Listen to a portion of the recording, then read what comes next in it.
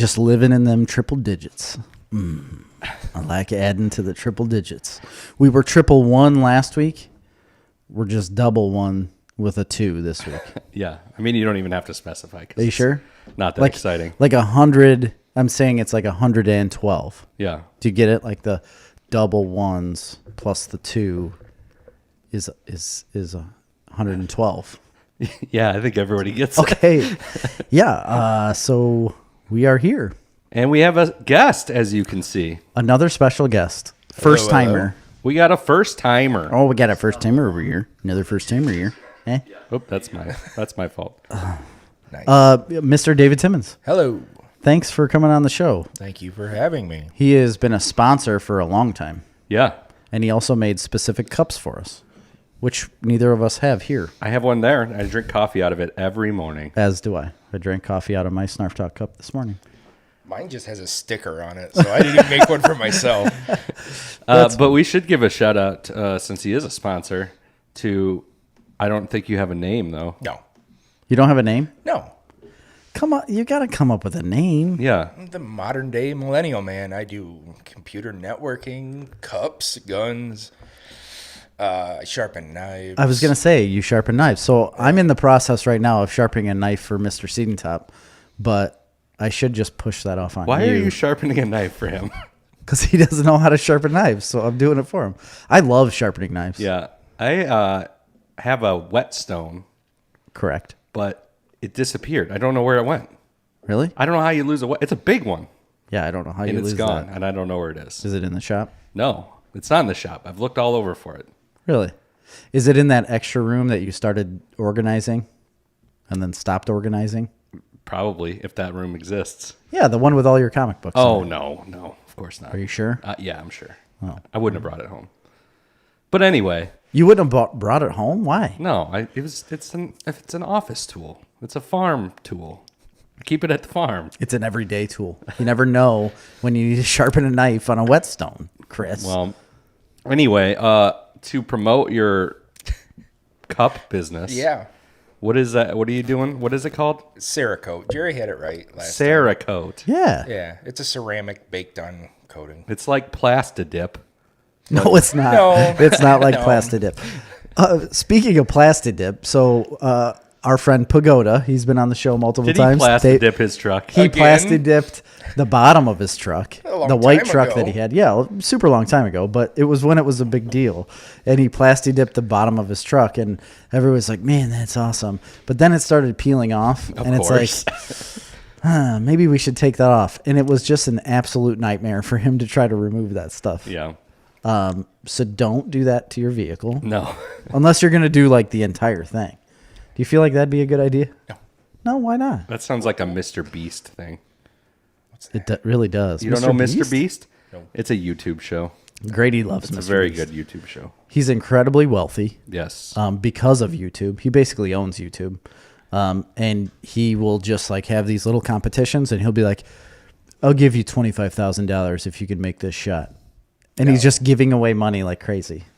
An insane amount of money. Yeah. So anyway, if anybody needs a cup or a gun Plastidipped, No. Cerakote. Cerakote. It Cerakote. is you cannot take it off once it's on. yeah, it's like baked into the steel. It Correct. changes the molecular structure Of of the steel. Yes. It's Absolutely. unbelievable. Yeah. It changes stainless steel to never stained steel. Yeah. Well, Correct. kind of stained steel. Always stained Yes. steel. Forever stained. That's funny. So, David, what have you been up to? Right now, my Januaries, I try to not do anything. Yeah. Oh, that sounds like a wonderful time. Yes, so I'm doing all my side jobs right now. I've got some networking stuff set up and spending some time with the family before I start hauling in February, March. So Yeah. So No. you farm regularly, right? sometimes. Is that a thing? Yeah. Okay. All right. So you farm, sharpen knives, look at guns, and network. network. Mm-hmm. Okay. All right. Sounds like a regular Saturday for me. Yep. You're a regular networker? on Saturdays. Yeah. Just only on, Saturdays. Yeah, that's what I'm saying. It sounds Run like a an Saturday. Ethernet wire. We need to do some networking here. You really do. Yeah. You're No, right. I need your tiny little gremlin hands. to climb up in that attic. So there's a guy at work that always calls me Burger King hands because of the commercial where they had the Big Mac and everybody was like, I've got these small hands. I can't hold the Big Mac. And they always said, I look like that guy because I've got these tiny little Do you have tiny hands. hands? They're very small. Yeah. They're very small hands. You've never noticed this? I've never You've noticed. been around me for so long and you've never noticed my midget hands? No, yeah, you do at the hands of a Oh child. my gosh, they're so small. Yes, they really do. Yeah, so small hands. I'll crawl up in the attic and run the wire. Yeah, okay. Is there like an entrance to the attic? access? Yeah. In this building? Yeah. Never noticed. In the bathroom. Are you sure? You've just never been in the bathroom here. I have many times. I've crawled around the walls, looked in things, peed in the corner. Done a lot of stuff in that bathroom, Chris. Really? Never noticed an attic entrance. Well, there is. All right. Well, I'll get up there, but we have I'm glad nobody can see our jumbled mess of cords. Oh yeah, it's disgusting. It's embarrassing and you need to fix it. Just so everybody's aware, we'll get to it, but we're doing top 10 Tom Cruise movies. Yeah. How did you arrive at this? I just was throwing out names. I was literally just throwing out names. We had talked about Tom Cruise before, though, multiple times actually, and I don't know. I was just. Did you hear about his recent meltdown on set? No. Where- I love this stuff. Oh yeah, big time. And it was I think in England. Do you got something that's making that like chatter? I don't. See if you Electrical can figure noise. that out. He was at a set of, I don't know what, I think a Mission Impossible movie or something in England. And some of the guys that were like editing, like the dailies, Yeah. didn't have their masks on. And he had a problem with that? He flipped out. I mean, he was cussing, he was screaming at them. And he was going on and on about how basically everything in the world revolves around what they're doing right now. And they're able to make movies because of the precautions they take, and the whole world depends on them for entertainment in these troubling times. Right. Just Okay. way up there on his high horse. Yeah, he threatened to fire everybody. Yeah. If he sees them without it again, they are effing gone. Yeah, that's what he said. Really? That's what he said? Doesn't look as bad as the Christian Bale tirade. I've seen the Christian Bale one, but for a while I thought that one was like set up. Good for you. And how was it? Yeah, that was bad. That one's awesome, though. It's really good.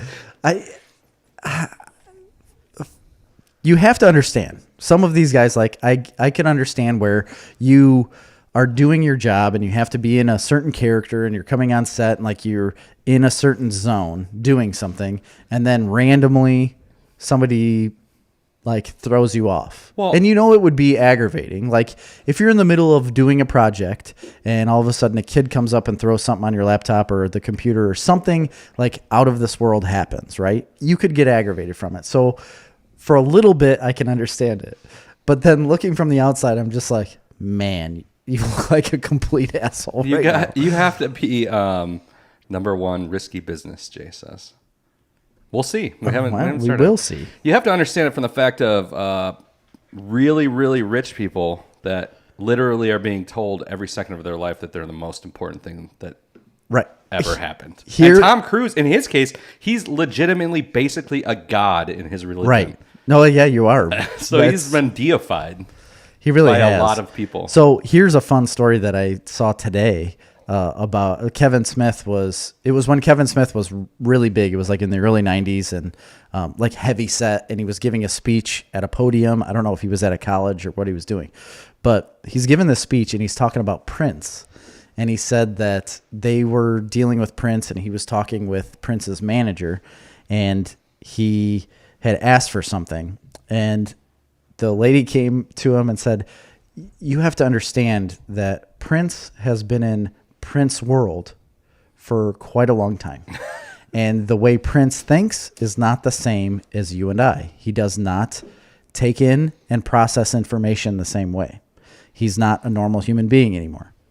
And he's like, well, what do you mean? He's like, it's a simple request. She said, here, let me give you an example. She said, we are in Minnesota. And yesterday, Prince woke up at 3 a.m. and said to me, woke me up and said, it's 3 a.m. in Minneapolis, Minnesota, and I want a camel. And she's like, what? And he said, I would like to have a camel here now. And she's like, but it's 3 a.m. in Minnesota. This isn't even feasible to do at this time. And he said, that's your job to figure out. And then went back to bed. And she's like, what, where do you find a camel at 3 a.m. in Minneapolis, Minnesota for Prince to look at? Like, all he wanted to do was look at it. And they ended up getting a camel at the end of the week, but she got in big trouble because it took 2 days for her to get a camel there. I mean, I used to work for a person very similar to that. Does it end with John? Yeah, it does. Okay. Very much wild requests, and it's just like, Isn't that insane? Like, I'm going to start making these requests in my life and see what happens. To Amy. I just think to my part wife. of it, well, it won't work with your wife. I can tell you that right now. But no, it won't. You can make it of other people, especially people that are subordinate of you. That's true. And I think part of the mastering it is just being willing To not be that ridiculous. and just to not care about others' opinions. Right. That's the biggest thing. Like, you have to not care of someone's opinion of you. So Prince is so loved by so many that don't know him. The people that do know him, he cares nothing about because they don't matter. Yeah. But really, nobody well, I mean, it doesn't matter now because he's dead, right? But he died. Oh, yeah, I forgot. Just recently. Like, towards the end of his career, I don't think he was like that well known anymore.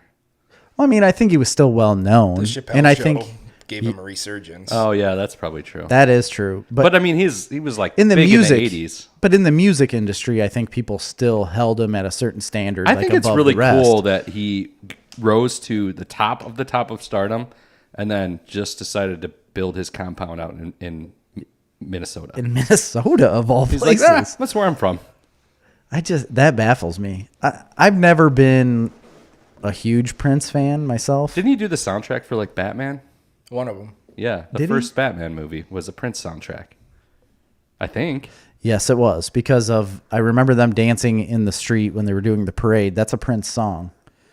He sings it, but all the rest of the songs, I guess I didn't realize. Well, Prince. I don't know about all of them, but he had the main song. Like the single from the Batman soundtrack was Prince. Okay. Yeah. I mean, the rest of the score was Danny 89. Elfman, but Yeah. Oh, that's right. Yeah, because it is the one that they're in the parade. He's like riding on a float. Jack Nicholson is, and like dancing around, like he did. and then That's the song. I don't Joel remember what it's Schumacher got a called. hold of this series. He's like, we need Prince 2.0. Yeah. Seal. Yes, Seal, and that launched his career. He was undiscovered. Big time. Launched it. Did you know that? That- I had the Seal CD. Yeah. Of But course you did. that was his in fourth first. grade, Devin Hill let me borrow it. Nice. Yeah. That was the first Seal. Like that was his breakout. Was Batman. No, I know. We've talked about it on the episode. We You're not have? telling me anything new. Yes, of course All we right, have. Ian. We Sorry. yeah.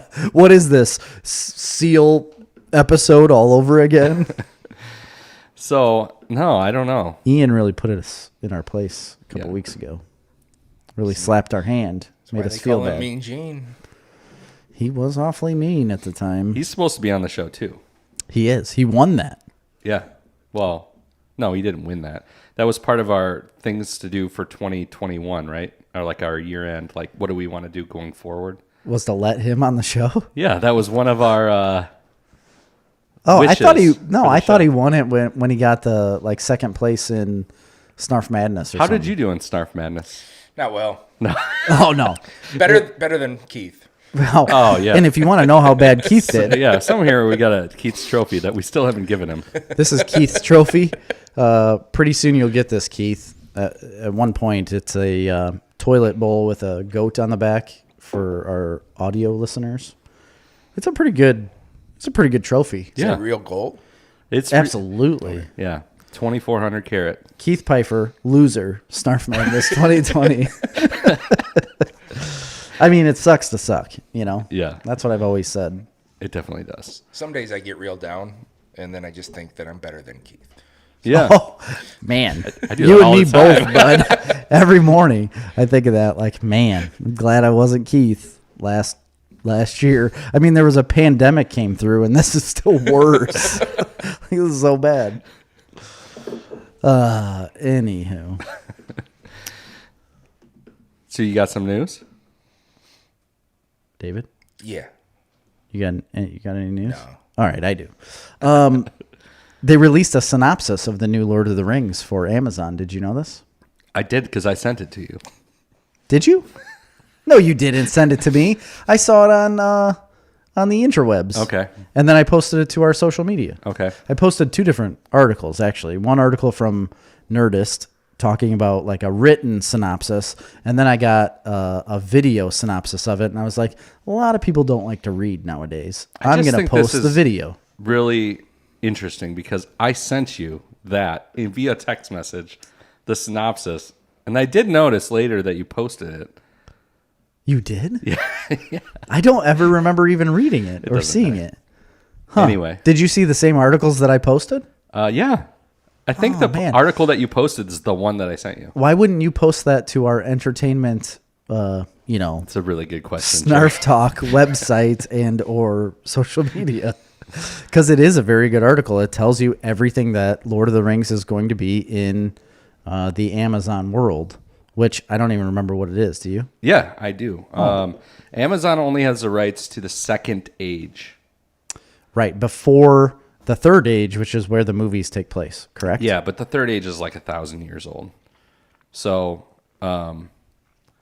Okay. the Third Age, that movies are like right at the end because the elves leave and it's the Age of Men, and that's the Fourth Age.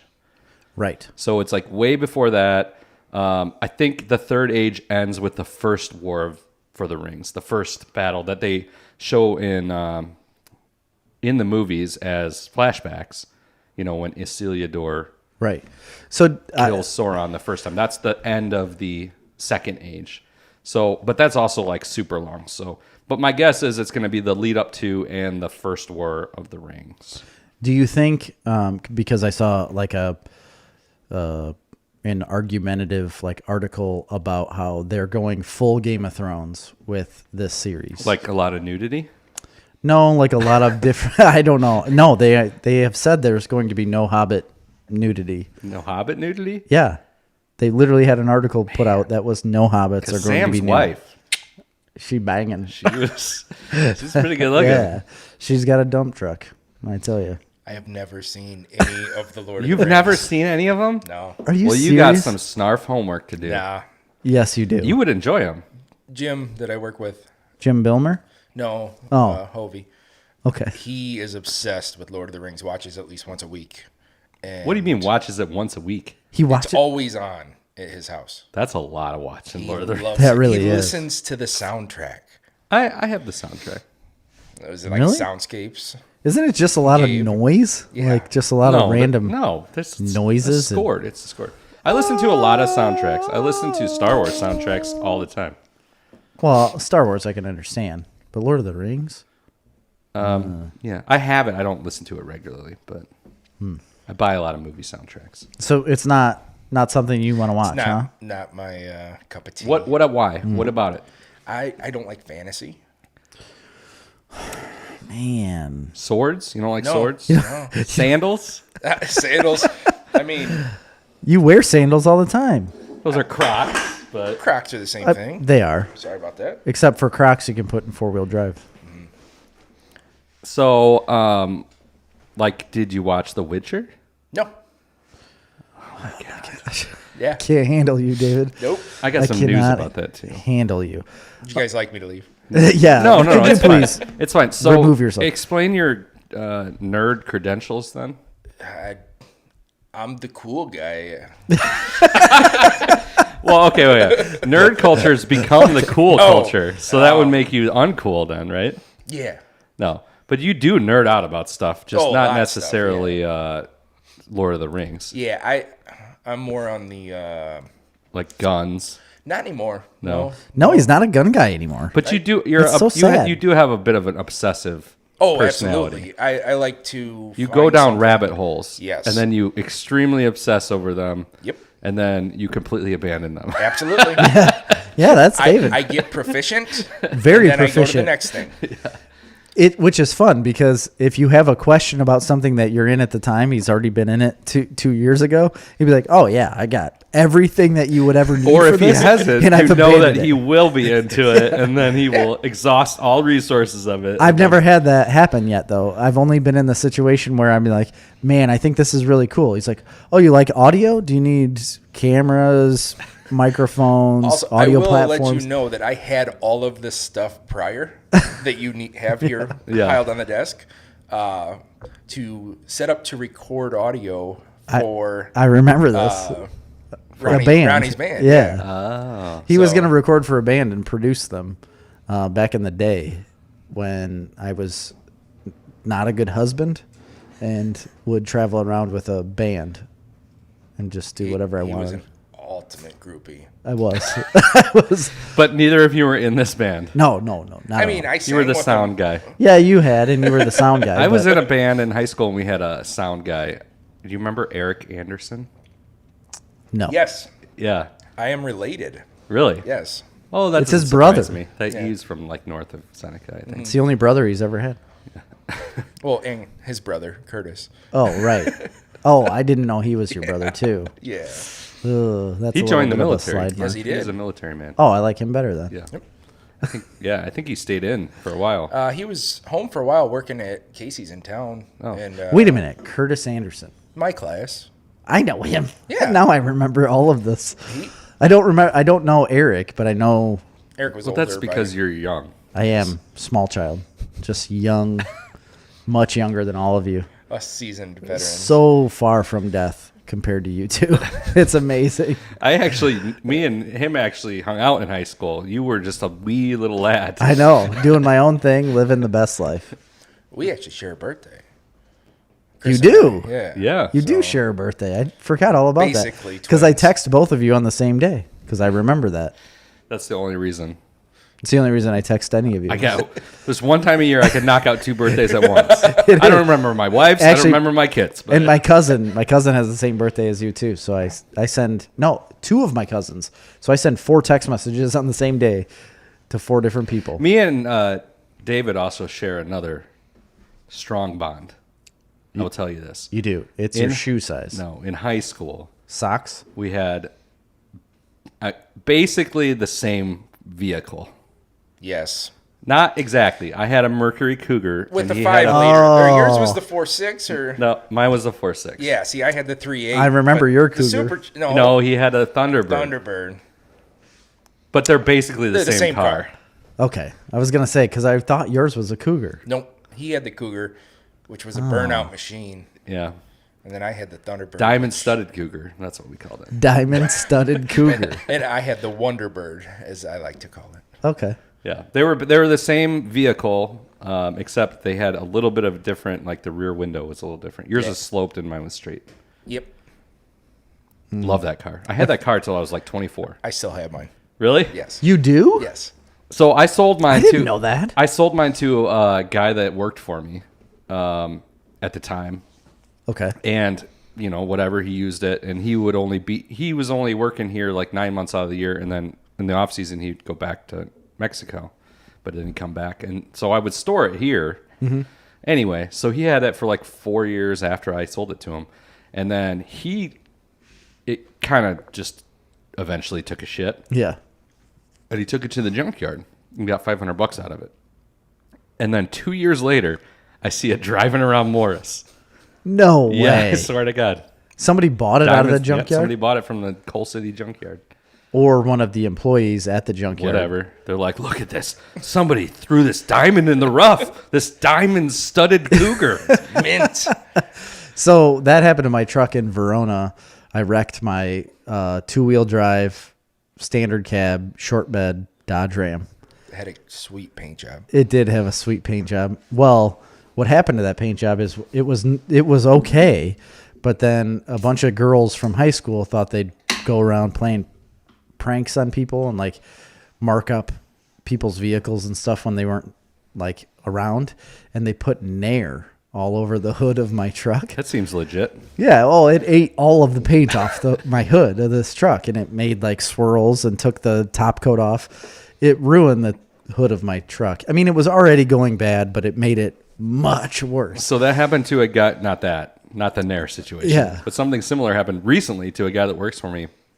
As a prank, some of his friends put bologna or something, or cheese. Oh, bologna will eat holes in your clear coat. Put it all over the windshield, and animals got up and scratched all the paint, like their dogs, and then like raccoons and shit, and just deep gashes in the hood, and all the paint is completely wrecked. Oh my gosh! Yeah. Well, they did that. So then I wrecked that truck. I rear-ended a guy because I was singing Dio. I was going to, no joke. Dio has rocked. I was for going. a long time. He was rocking then. I was singing not Rainbow in the Dark, but Holy Diver. Holy Diver, yeah.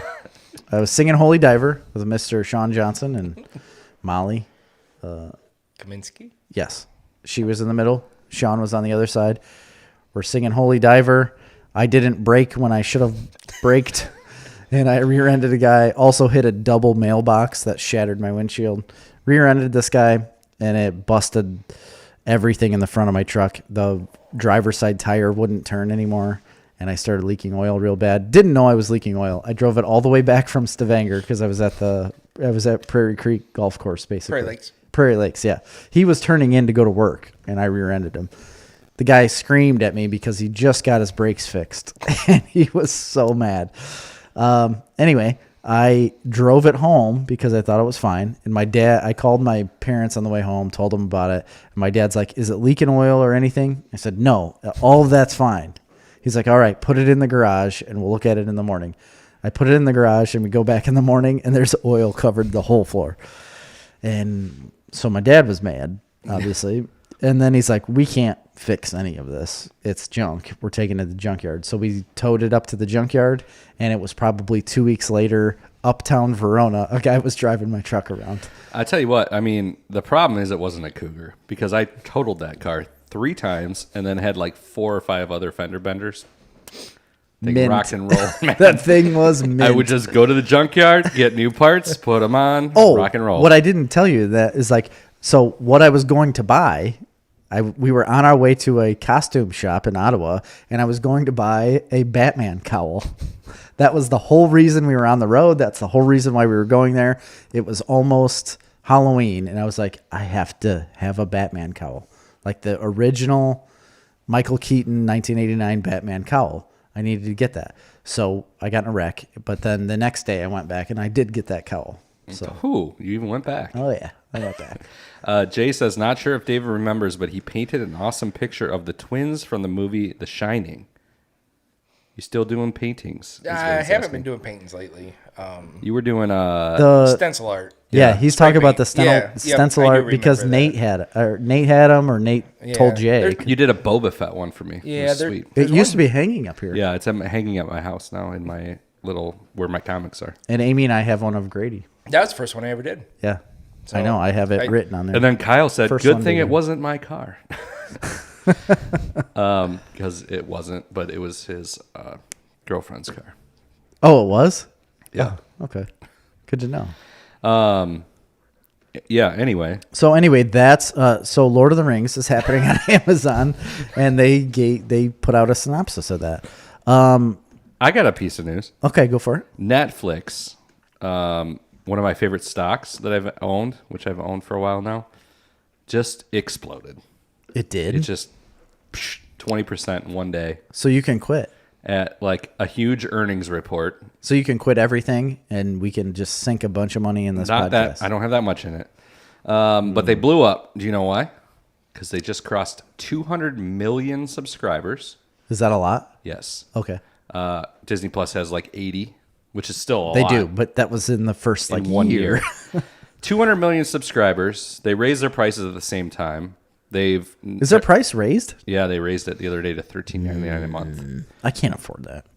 $17.99 if you want 4 screens and 4K. We don't want that. Anyway, and So that's the new pricing structure. So they raised that, and their earnings were way up. 200 million subscribers, and then also they are not borrowing any money anymore. They're going to be able to, at this point, they're making enough revenue to be completely self-financed. They are Wow. an economy. They are an economy of entertainment. They are the number one, basically, entertainment company that exists right now. Really? Yeah. So I just heard this about Amazon as well, is that Amazon just recently bought 11 new planes. And with the purchase of their 11 new planes, it gave them 88 planes in total. And now they are completely self-supported on transportation. And transportation was their only outsourced cost. That's crazy. So now they can completely control all delivery of their packages without relying on anybody else. So now Amazon is also going to buy the world. So do you, on the Netflix thing, Yeah. which is what we were talking about. Yes. But Amazon's bigger. On so. the back, so obviously there's a lot of talk on Disney about all the Marvel stuff and the Star Wars stuff. They had their big day, We need to their talk big about hoopla. that stuff. Well, Netflix just kind of, at their earnings report, just kind of shit all over it because Really? they basically came out and said, like, that's fine, Disney. You make your cute little kids' entertainment. We're going to keep making these gigantic, massive hits that adults are watching. But their movies don't do anything. Their movies are shit, but their series, and they just, recently released one of their biggest ever, which was Bridgerton. Right. Which I don't understand. It wasn't their biggest ever. Their biggest ever is The Witcher. It which is? just blown every other streaming show that ever it had. I didn't know this. 75 million. They measure it by like the first 4 weeks. Okay. 75 million Streams. streams. Really? A stream is like anything over 5 minutes. No, they're talking about 75 million people. So they don't count per episode. It's like if one person watched it for more than 5 minutes, no matter how many episodes they watched, that counts as one. And they got 75 million for Witcher. Bridgerton was about 60 million, which was also recently beat by a new release, which was Lupin, which I haven't watched. I haven't watched that either. I like haven't even heard of that. It's their second biggest show of the year. Lupin? Yeah. Like Lupin? Yeah. Lupin, and then Tiger King was obviously huge, and there's a whole host of other ones not to be outdone by the number one streaming show of the year, which was The Office, which was on Netflix as well. So That is insane to me that The Office is still the number one streaming show. well, It's and just the number one incredible. original show, which was Ozark. So they're just I know. knocking it out. I mean, they're just blowing it out of the water. And but Stranger Things still, was number 3 Here- behind Witcher. But my and- question out of all of this, and I said this last week, is that so regardless of people streaming these shows, you can have as many streamed hours of content that you want or minutes of content that you want. You're not gaining any money out of that. You have the subscription. You already have the subscription. You don't need to get any views from the people that are subscribing to still gain their money. So therefore, why are they basing all of these numbers as if it's something that is getting them money? And that's the point of why their stock is blowing up right now, and that earnings report is because they've added 20 million subscribers in 2020. Which is good, but Disney did 80. Well, I mean, from zero. Exactly, But but if you're Going from saying a 180 percentage million to wise, 200 million was a big deal. yes, it would be a big deal, and I understand that. But percentage wise, I mean, Disney has blown up more than Absolutely. what Netflix has in the last year, obviously. And I understand it's a new platform, and they're coming out with content that people have wanted for a long time. This next year for Disney is what's really going to, kind of benchmark what they're going to do. The next couple years, yeah. Yeah, the next couple of years are really going to set the tone of But they're who's very- going to but- come ahead of who. I think what Netflix is saying, and this is very much the situation with Disney, all their eggs are in the basket of Marvel and Star Wars. I don't think that's a bad place to sit. No, it's great. It's great. But They there's can a hell of a lot of people that want to watch Bridgerton. You're right, but There's a hell of a lot of people that want to watch Money Heist, their number 2 show, I understand, but which I've never even heard of. I've heard of it. I've seen heard it while of it. scrolling. But Yeah, I've Tiger seen it too. King, The Witcher, the Queen's Gambit was gigantic. I get it. They have all of that adult-oriented content that isn't superheroes and Star Wars, basically. But I think Disney is still going to come out with Disney type shows and different animated And still stuff. rock and roll. With all of the family oriented content plus the Marvel, plus the Star Wars, plus. Oh, listen, Jay, I know Disney stock is up. Trust me. I own a hell of a lot more Disney stock than I own Netflix stock. Yeah, you do. I've put You're a all my Disney eggs guy. in the Disney basket, and it's done very well. You're But just offsetting corn and bean prices today. yeah. It's a crash day today. Was it really? I'm sorry. Temporary. Yeah, but bad. I'm hoping. I don't think Netflix should shit on anything Disney's doing. I think Netflix. You've got to understand. Netflix has what, 10 years ahead of Disney Plus, 11, 12 years ahead of Disney long Plus. time, yeah. I mean, Since 2009 or 10. And the innovator. But you know what's interesting with Netflix is usually the innovators and the first to market, they're usually the ones that are superseded. Usually, yes. That hasn't been the case with Netflix. Not as of yet, but I mean, the do one think that's- we're going to see it happen. I think the either one that's Amazon failing- or Disney is going to supersede Netflix. I Well, really do. Amazon, I believe, is already bigger than both because of Amazon Prime memberships. Exactly. But So that's that a alone, default. But a lot of people still aren't watching Amazon Prime. Which but that's I don't my get point. that. That's my point is that you don't. What? It doesn't matter. There's a lot of good stuff on Amazon. Right Oh, now. it's amazing. Incredible. But the other thing that Amazon has in its basket is there's only three legitimate options for they control the devices, right? They Yeah. control the Amazon Fire Sticks. There's Roku and Apple.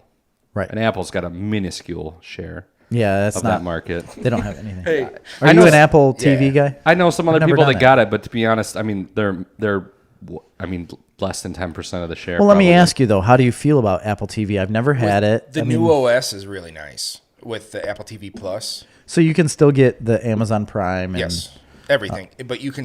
It's nice. It's kind of like the Roku because we have a couple Rokus also that you can search the name of a title and it will tell you where you can watch it and for what price and or if it's free or Yeah, not. So, Amazon does that too, though. see, I had a Fire Stick right at the beginning. Yeah, I'm they're not better now. I'm not a fan of my Fire Sticks at all. I'll tell you straight away, and I've said this before: Roku is better than Fire Stick. The And Roku that's- Ultra is incredible. Yeah, And that's what I keep hearing. But Like- the new updates on the Fire Sticks now, if you search the thing, it'll say it's available on Netflix or HBO or wherever. The interface of the Fire Stick lags so terribly for me on every TV that I have. yeah, it but on. you just have the cheap ones.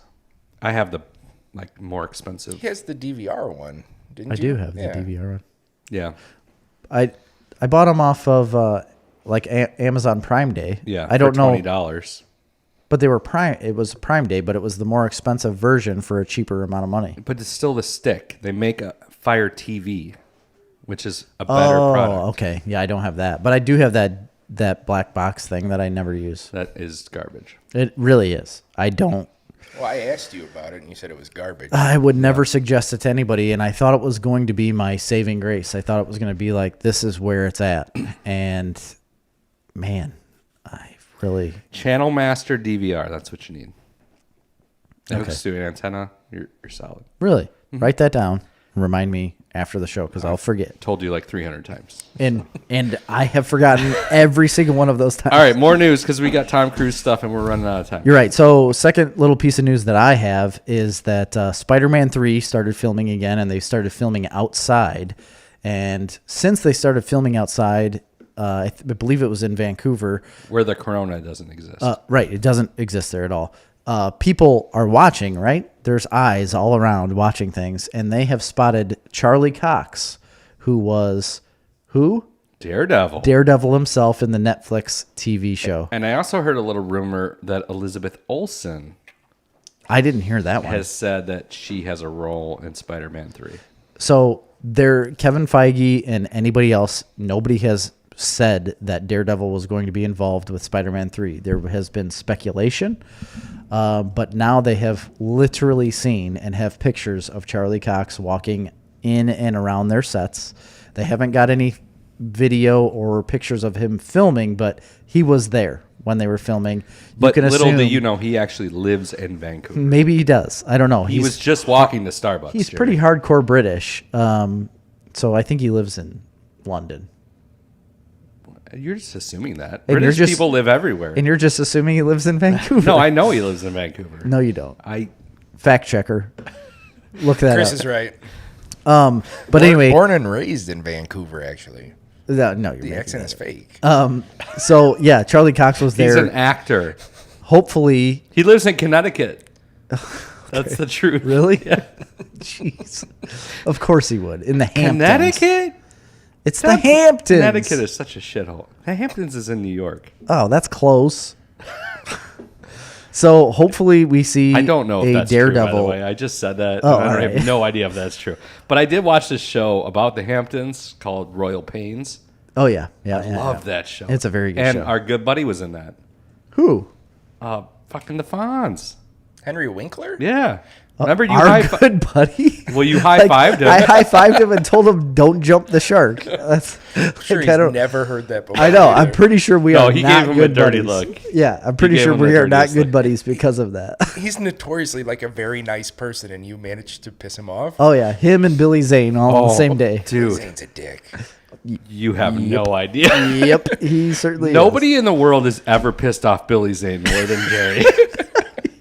And it would just kept compounding. It was amazing.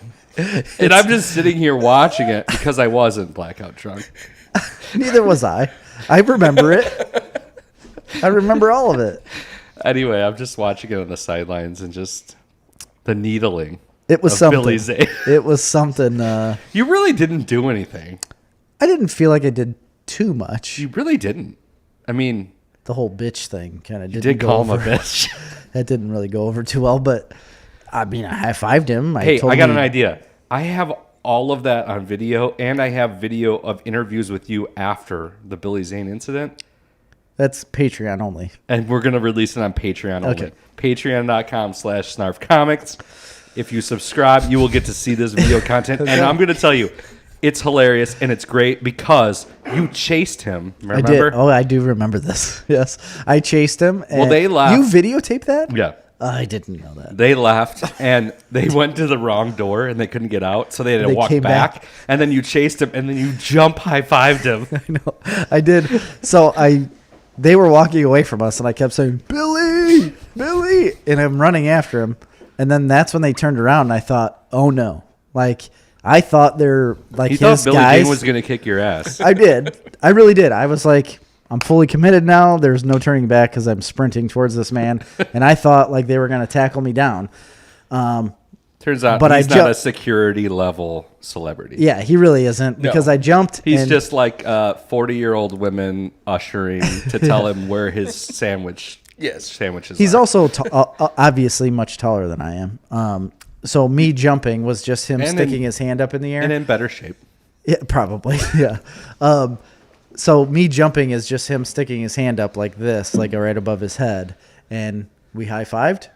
And then This it is just- legitimately 15 minutes after the whole incident where Jerry and him got into it. And But by the way, you seem to have no memory of that. he did not want any part of taking a picture with us because we did the Titanic pose with Yeah. us. Like I was out with my arms out like Rose. Well, okay. Chris was, First of all, back up. Was The Jack. reason you want to take the picture with us is because we were bartering we were bartering and saying that his picture was not worth $50. because it wasn't. Like legitimately to his handler with him sitting right there. We're Yeah. like, Billy Zane's not worth that. And he turned around and said, listen, we're not bartering about how much the price is. Like the price is the price and this is what you're going to pay. And we're like, all right, I guess this is what we're paying then. Because we just wanted to be. We were trying to get him to take a picture with a picture. I know, but Not with us. with us. But That's with why us, we were bartering. Because we didn't want to that's pay right. to get To be our in it. pictures. We wanted him to take a picture with our picture. the The caricature. caricature. Yes. I do remember that. And I don't feel like that was worth $50. I agree with you. I felt You're like the it was one who worth started $30. this. Yeah, you're the one who started this. I was just ready to pay the price and go for it, and you're like, "No, this is they shouldn't charge us $50 I mean, to pay you took for it this." to next level when you said if you're going to tell me that you didn't want to pay that much, I'm going to be all on board, and we're going to do this thing the right way. And it wasn't necessarily the right way at the time, but it worked out for a great story. Yeah. I tell you what. If you want to go on patreon.com/snarfcomics, I will release the video of the after it's interviews. screened, I need to screen this As prior Jerry's to like out of breath. He's like, we just ran into Billy's Zane. I forgot about the after interviews. I also got video of We him. videotaped a lot I that also day. got videotape of him at the army booth doing pull-ups and then trying to like put it into the face of the army dude that was working the pull-up station about how much of a badass he was. That was pretty badass that day. So Charlie Cox, he played Daredevil, and he is going to be in Spider-Man 3. What the speculation is that there is going to be no Daredevil within the show at all, like in that movie, but Matt Murdock, may be his attorney. Got it. For the whole deal at the end of... If there's no Foggy Nelson, I'm out. There's no talk of that as of yet. As But if you put Matt Murdock And as if his that attorney... drug-addicted Karen Page is in there, I'm out. I don't know. I kind of like drug-addicted Karen Page. She plays a big role in Daredevil, Chris, She was a hooker. for a while. She hooked. She did hook. So I think it would be really cool for Matt Murdock to be his attorney after, like, you know, at the end of the second Spider-Man movie, they basically released that Peter Parker is Spider-Man. And so I think they're going to be like suing people or trying Did you watch Daredevil? Nope. Just have no credentials to You be on haven't this show. seen Daredevil on Netflix? So no, I have not. You would love it. You would like it. This fall, or was it spring? I don't remember. I asked Jerry, I said, okay, I was like Tim McDonald. I had not seen any comic book movies. Right. So I said, where do I start? I watched every one through and through. I liked them all except Captain America. That was a dumpster fire. I hated it. Which one? All of them. I hate Captain America. Stop. First off, it's like well known that Winter Soldier is one of the number one It really is. No thanks. MCU movies. No thanks. I don't like him. You don't Oh like my gosh. the because I feel like he wasn't even really the main character of Winter Soldier. Winter Soldier is completely different than the rest of the MCU Okay, movies. well, I have to Like- go back and watch that one. It's like a he's spy. also really not the main character of Civil War. That's like an Avengers movie, basically. Well, the it is, first absolutely. Avenger was garbage. The first Avenger is not a good movie. No, I would it's agree not. with you on that. Okay. Well, maybe I didn't give it a great chance, but I was not a fan. So you don't like the character because you don't like Chris Evans, or he's No, I just like too much Chris of a Evans. Boy Scout? He's in Scott Pilgrim. I love Chris Evans. That's one of the best roles ever. The only Yeah, thing that is very good. I like do Scott like Pilgrim. Chris Evans. However, it's like the politicalness of Chris Evans is really wearing on me. I don't know anything don't- about him. Like, don't either. I don't really care, but he's like the biggest, like most outspoken Really? political person, and it's just I don't ever pay attention to it. No. I guess I didn't know that he was that way. Yeah, Do you remember Chris Evans from Not Another Teen Movie? Absolutely. yeah, of course. That I those quote are the that- roles that I he, quote that movie all the Fantastic Four. time, and He was in nobody Fantastic Four. understands it. he was in the original. He's been in Fantastic Four. several comic book movies: Scott Pilgrim, Fantastic Four, the MCU. But there's another one I'm forgetting. I don't think there was another one. Okay. Anyway, Yeah, I don't know. That's you should watch Daredevil. You would really enjoy that because They're completely Vincent different. D'Onofrio plays the Kingpin, and this is at least in season one, especially. It's the show is about the villain. It Okay. is. It's not about Daredevil, really. I watched Punisher and I liked it. Oh yeah, you would like that. This is way better. Now, season 2 of Daredevil is not great, but season 3 was very good. 1 and 3 are the best 2 seasons of Daredevil. Season 1 of Daredevil Is- is fucking tour de force of. It really is. It's like television. the best television that's been on. I mean, it is so good. And only because of Vincent D'Onofrio as Kingpin. He's such a interesting villain. I agree, but that's not the only reason. I think the character development of Matt Murdock himself is very good, coming from nothing and then like trying to be this thing. I like to see that And development the raw of the superhero. Just choreography is the whole, intense. all of it is just very raw and brutal. And then that's where you get like the Punisher out of that too. The Punisher is super intense and brutal. And I also absolutely loved season 1 of Jessica Jones. Did you watch that? Nope. Oh yeah, you got to watch Jessica Jones. I've been very honest with you guys that I don't do a lot of comic book stuff. Yeah, the but- only reason and I have I'm is being because very of honest. your. Those being very Netflix honest shows with are not you. very comic booky.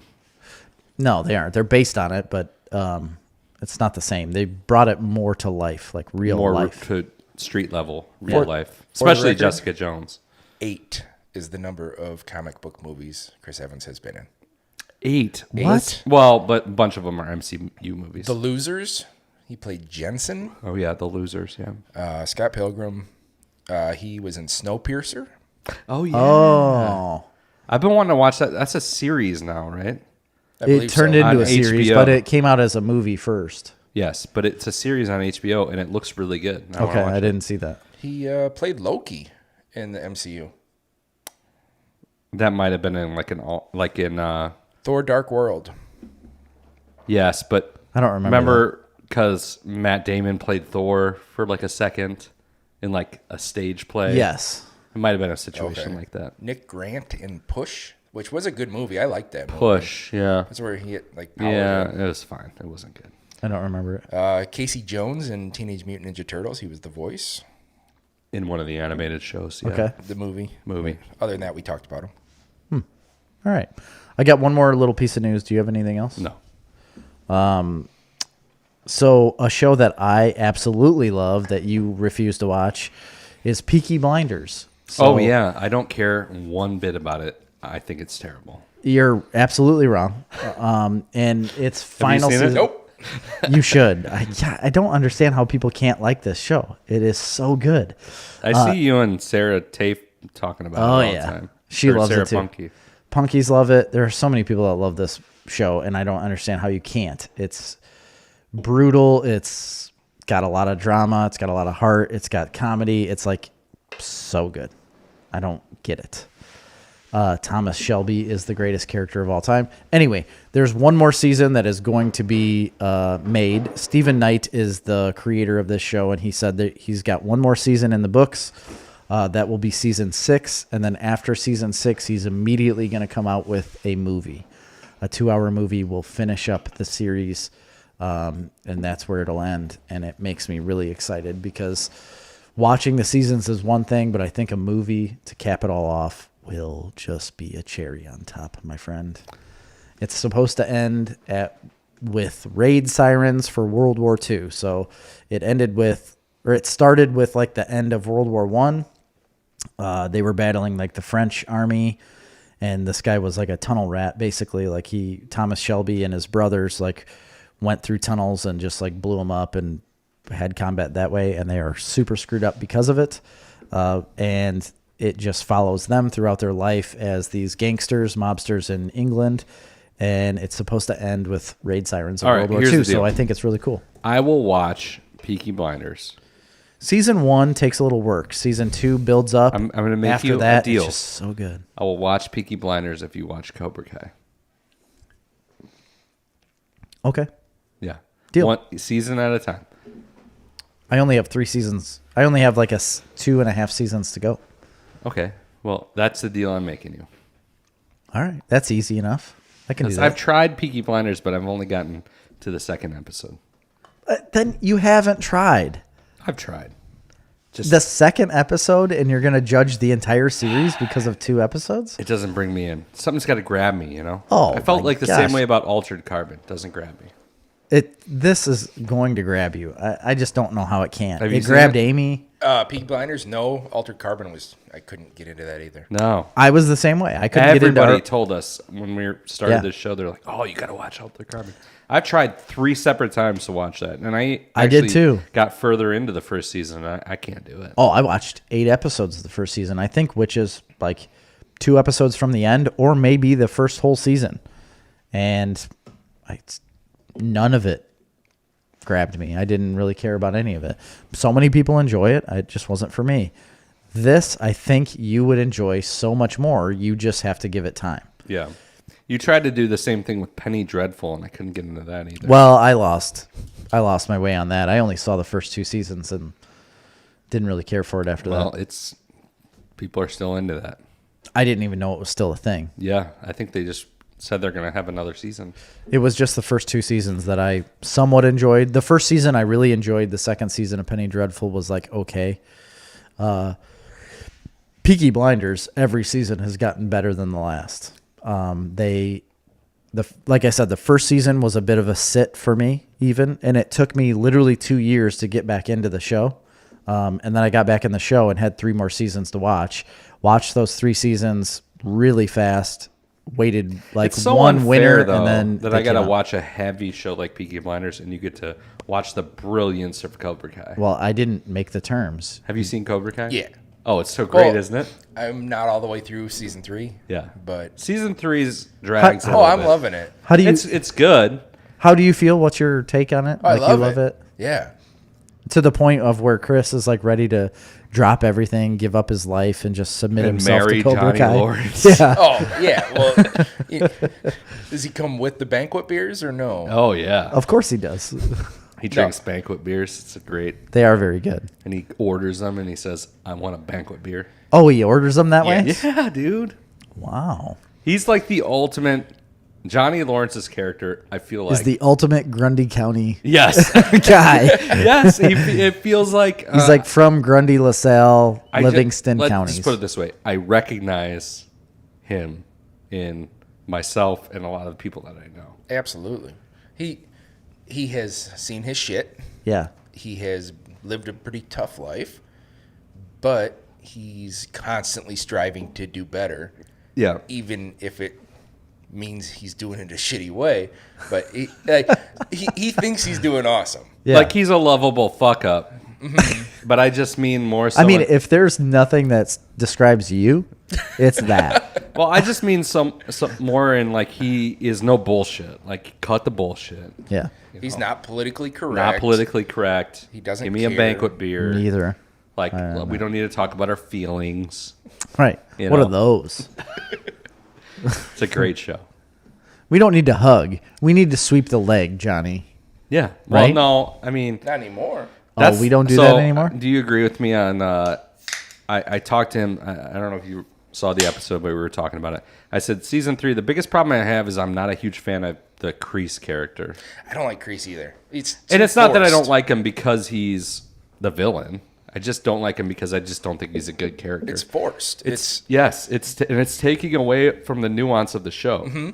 they are trying very hard to bring the nostalgia back, even though they already have it. And they don't need to. I know, and that's like I had it on in the background when I was working in my barn, and You have a barn? I have a barn.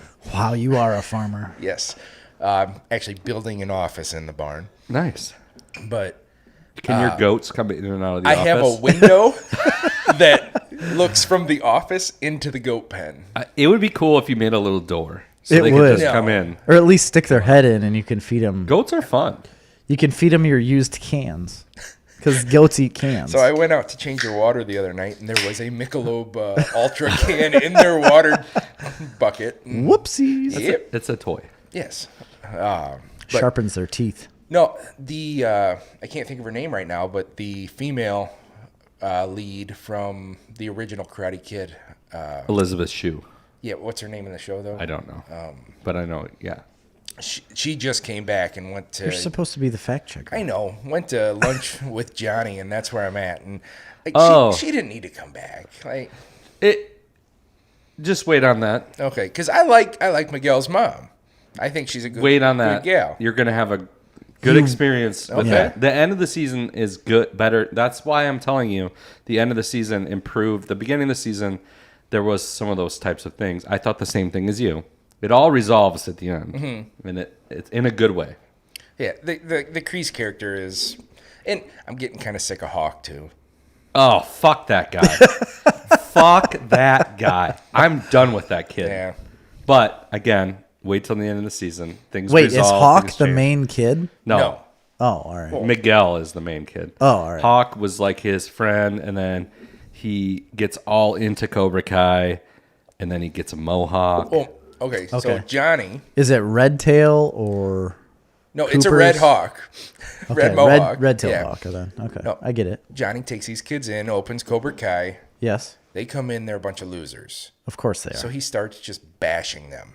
Because they're And- idiots. He's from the 80s, man. He don't I know. suffer no losers. Yeah, we don't Yeah. play He doesn't these want games. losers in his dojo, but he doesn't have any options. 'Cause Right. He, So he's got to build these losers up to be not Yep. losers. So he tells this kid to cut his hair or something. This so guy he gets has a- him what do you home. call that, Hair lip. yeah. a like canker cleft sore. palate. Canker sore? No, a cleft palate. Okay. So he's Cold got- sore? Not a hair lip. You can't say that. That's so bad. lip. No, it isn't. That's No, you can't say that. You can't say hair lip? No, it's a cleft palate. Oh. no. That's internal. No. Am I wrong? No, I think you're right. But I think they're the same thing. Cleft palate and hair lip are the same thing. Yeah, I right? think hair lip you're is, right. though, not politically correct. It's like a derogatory term. Well, Yeah, I yes, apologize. That it is my, Definitely. I don't. I do not speak for Snarf Talk. Anyway, go ahead. Cleft But- palate, so hair lip, whatever. Johnny tells him, like, toughen up. Yeah. He gets a mohawk. He gets a giant tattoo. He's a senior in high school or sophomore in high school or something. Gets a giant tattoo and starts drinking beers because he's cool. And Well, that's not cool. That's illegal. he becomes, like, the anti-hero. Like a bully. Yeah. really. Like, he goes from... Not an anti-hero, like a straight up bully. Because of Johnny's influence. Well, At first, and then that Then changes, Kreese comes and along then Kreese and- comes in. Oh, can you Yeah. just tell me this? No. You So I don't have to watch it. It's great. You will love it. I just don't feel like I am going to love this. Oh, it's a romp, man. It's a good... Really? Nostalgic 80s romp that you'll love. You'll like it. I don't think I'm going to. You will. So far, I haven't, and I don't think I'm gonna. And you're going to argue with me. You will like it. Okay. So just like I feel like you listen. will like Peaky Blinders. it's the time we got two options here. We got 2 ways to go. Do we want to do what we're watching first and then get into top 10 Tom Cruise, or do we want to go straight to top 10 Tom Cruise and Dang. see where we end up at the end? Let's. Because I got 3. I've got what 4. we're watching that we really need to talk about. Yes, and I've got 4, which we don't necessarily need to really talk about all of them, but at least 2 have- of them that we do. One that is legit I watched the whole series. Okay, I've got 2 that we have to talk about. All right. Let's go on to the top 10 and then we'll do it at the end. Okay. So, top 10 Tom Cruise movies. We are Top picking 10. the top 10 Cruise movies that we We haven't enjoy. done a top 10 in a while. We haven't, and I'll tell What's you the last right one now. we did? Breakfast foods? No, I think we've done one since then. We've done something since then. I can't remember. I'll tell you right now. Bud like, Light seltzers are just piling up over here. I really enjoy Tom Cruise, but these aren't movies that I've went back to over and over again. I'll tell you that right now. So a lot of them, I don't necessarily remember a lot of the details, a lot of things about them, but they've stuck out in my brain as good movies, and I know I've enjoyed them, and I know I enjoyed Tom Cruise movies. I feel like that's the sentiment, like across the board here, right? So, no. I mean, I'm a big Tom Cruise fan. You're like drop dead. Yeah, he's America's movie star. Is he? Yeah, he is. Man, I don't know. I feel like that's. Scientology, they love him. I feel like that's John Wayne. He No. he changed No? Marion? Leah Remini to a pole once. Leah, oh my God, Leah Remini ran away from him real fast. Yeah, because and he then was chained to a pole from Tom Cruise. yeah, I feel like that's not a accosted good thing. Oprah. Yeah, He did, and that jumped on her couch big time. He's like, I really love Katie Holmes. But she couldn't. And then I'm gonna she couldn't divorce the continue to shit be out of in her. Batman because of him. I know. He stopped all of that, I and then they know. got a divorce, and now And she's like, "Wow, that shit was crazy." poor Surrey can't do Siri. No, Surrey. Surrey Cruise can't wear certain clothes and has to hold on to certain handbags. Hey, if you In want to public. feel old, look up how old Surrey Cruise is. All right. I bet she's Can we look? fact checker. Fact checker, I can bet we she's look a up- teenager now. I bet you she's 14 years old. What's your guess? Yeah. No, you can't guess the same as 13. me. Okay. The answer is 14 years. Oh, yes! Son of a bitch. Yes. You know that because you're obsessed I with Tom am Cruise. so obsessed. No, I'm obsessed with Surrey. He takes blood HGH. from like teenagers. That's a true statement. He gets blood infusions, like they hook him up to a teenager and they exchange blood blood exchanges. No, stop shaking your head at me. I can't. It's a true thing. I can't handle this. Is this? Yes. What is he? He gets blood exchanges from young people. That's what he's like 60 years old. I know he is really old. And he looks decidedly younger than all of us. But do you think it's because of the blood? Absolutely, I think it's because of the blood. Should we start doing this? If we could. I just don't think we can. That'll be my next obsession. I'm pretty. How much do you think it would cost to Next hire episode. a kid to blood exchange with? Next episode, we're gonna bring up blood exchanges, and David's gonna be like, "Got into it. It's not all it's cracked up to be. All right, like a lot of faults there. I got a couple extra teenagers if you need them, but otherwise, don't get into it." All right, let's start this off. Number 10. You always I start. always Number 10. My number 10 is, this was a difficult list for me because I am a Tom Cruise fan. I mean, I think all Americans, all red-blooded Americans are. Correct. So, I'm going to go with number 10 is Collateral. Oh, all right. All right. You remember that movie? Absolutely. It's not one that stands out in my mind as like I would go back to it, but I do remember watching it at the time. Jamie Foxx, loving man. it, and him. I remember him and Jamie Foxx both specifically Oh, yeah. Chewing up scenery. being phenomenal. Yeah. Very good. And I'm a fan of Jamie Foxx. He's great in Soul, if you haven't seen it. Whoa, I have. But no, I enjoyed it. And it was like Jamie Foxx was a taxi, like the car driver, right? Yeah. And he was Tom the Cruise taxi was a driver. hitman. Yep. And he hops in Jamie Foxx's taxi and makes him drive him around to assassinate 5 different people, I believe, like that were supposed to testify. They were like witnesses to something. They were going to testify, and he has to go around and kill them. So anyway, that's my number 10.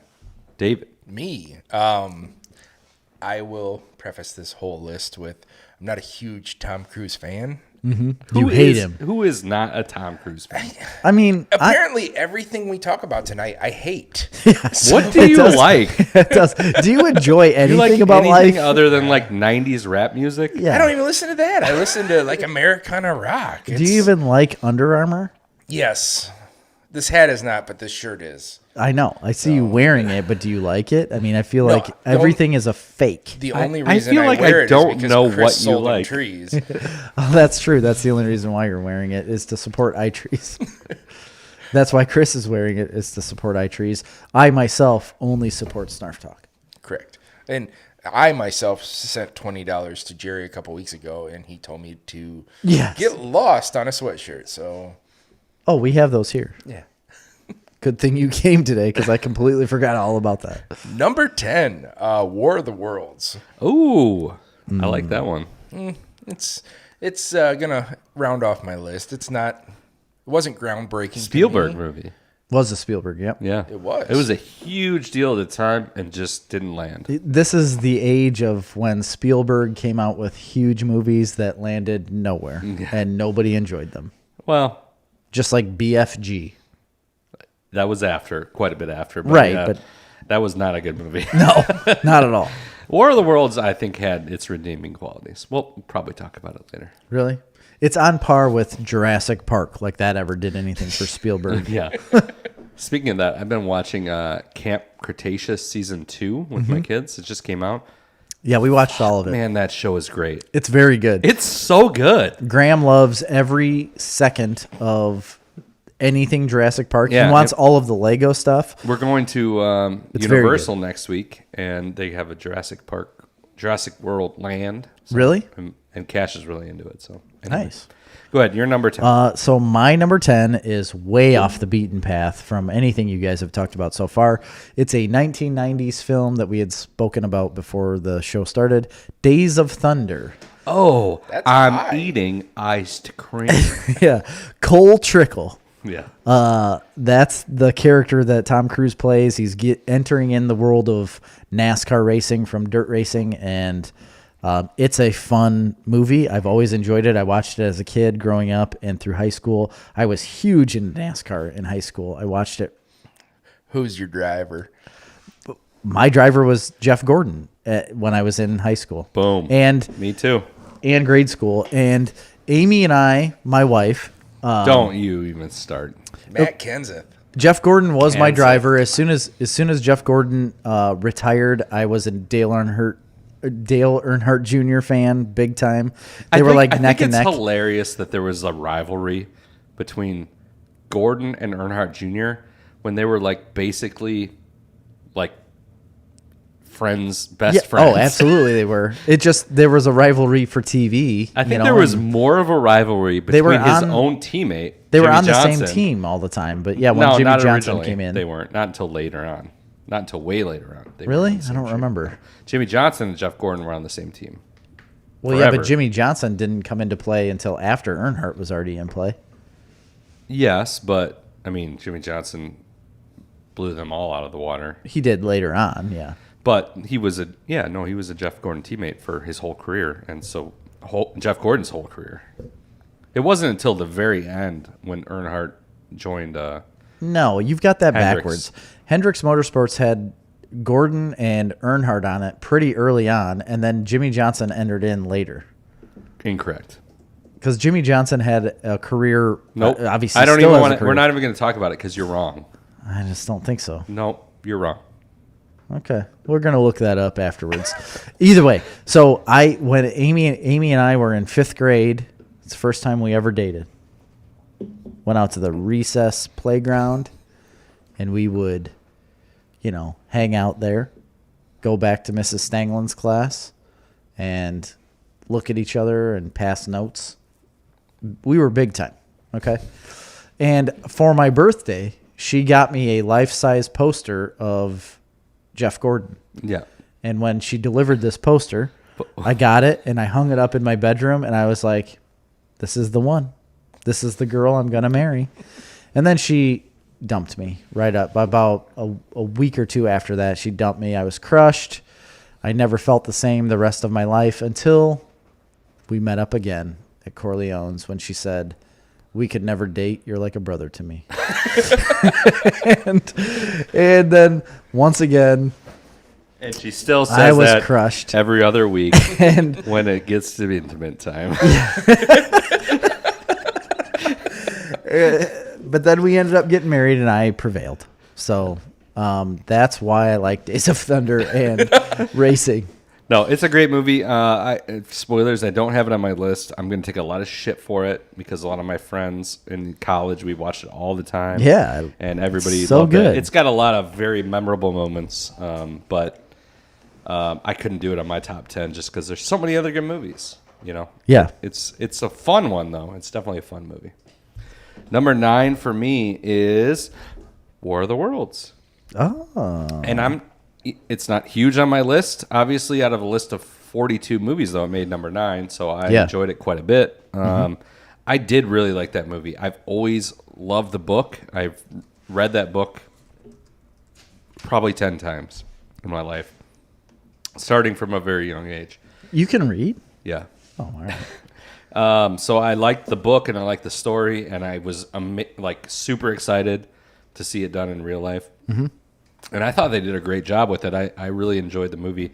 I liked they went really dark with it, which I think was shocking to a lot of people at the time for a blockbuster Steven Spielberg, Tom Cruise movie. To go that dark, yeah. It was dark, and there was like family issues, and there was a lot of teenage angst, going on. Whole lot of like end of the world stuff. Well, that too. Yeah. But I really, really like that movie a lot, and I would watch it if I see it on. I'll watch it now. So Okay. that's my number 9. Dave's number 9. So I know you guys love this, but I just put Mission Impossible. I'm just saying the first one. I don't. Okay. I honestly have seen. You're a gonna couple of the group other them ones. together, huh? No. Group them up. I've seen I'm a couple against of the grouping. newer ones, but not just the original Mission Impossible.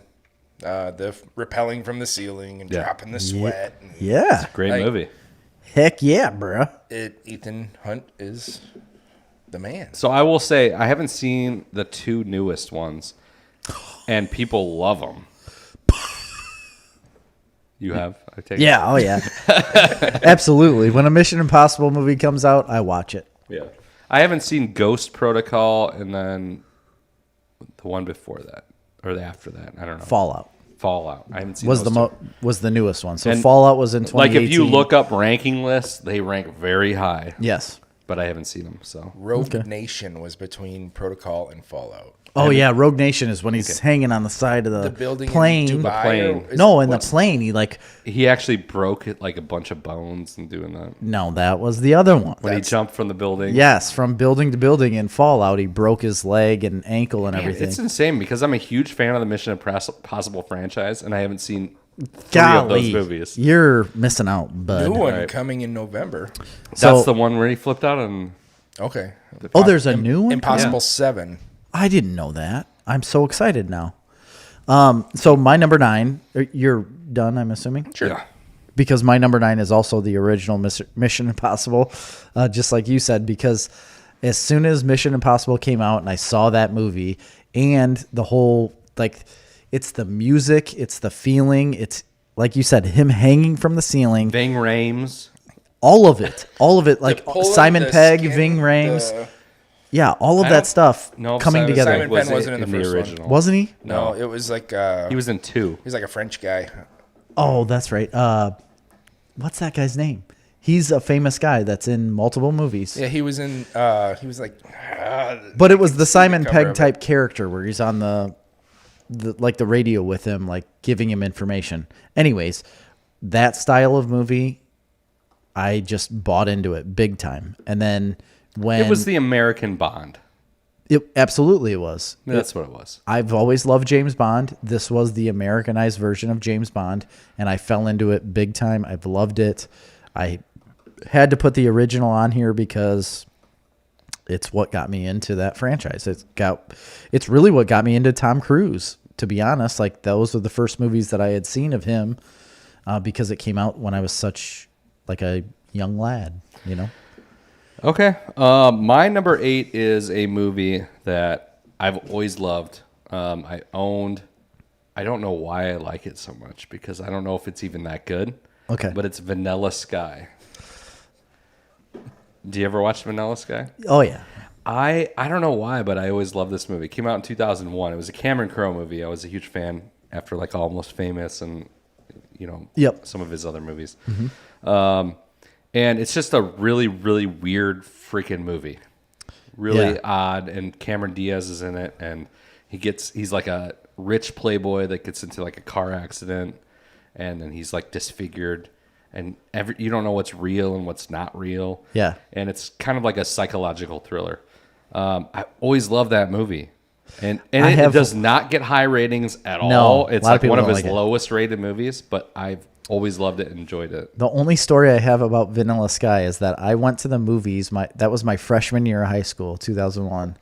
And I was going to the movies with a bunch of friends. And we ran into Kent Weber. And I was like, man, this is one of my teachers. And we were like coming into the movie when they were coming out of a movie and, had a little conversation. I was like, oh, what'd you see? He's like, oh, Vanilla Sky, the new Tom Cruise movie. I was like, oh, how was that? He's like, you don't ever need to go see that. I was like, I could see him saying that. I was like, oh, okay. I don't remember what movie we were going to see. I think that might have been the movie like I fell in love with Penelope Cruz too. Probably. You're still in Dust love Till with her. Dawn? Well, that too, but no, I think this was maybe the one. Okay. That's the only... I did watch Vanilla Sky after that on TV and have never been a fan. Penelope Cruz I call the knockoff Selma Hayek. She is. She's like Oh. Dogma is where I fell in love with Selma She's Hayek. like the great value version of Selma Hayek. The Wish version of Selma Hayek. All right. She's not that bad. No, she's your not. number... she 8. was... Actually, Vanilla Sky, I believe, was originally a Spanish movie Okay. that Penelope Cruz was in. And then And she she was in played the in- American version as well, which was Vanilla Sky. Oh, all right.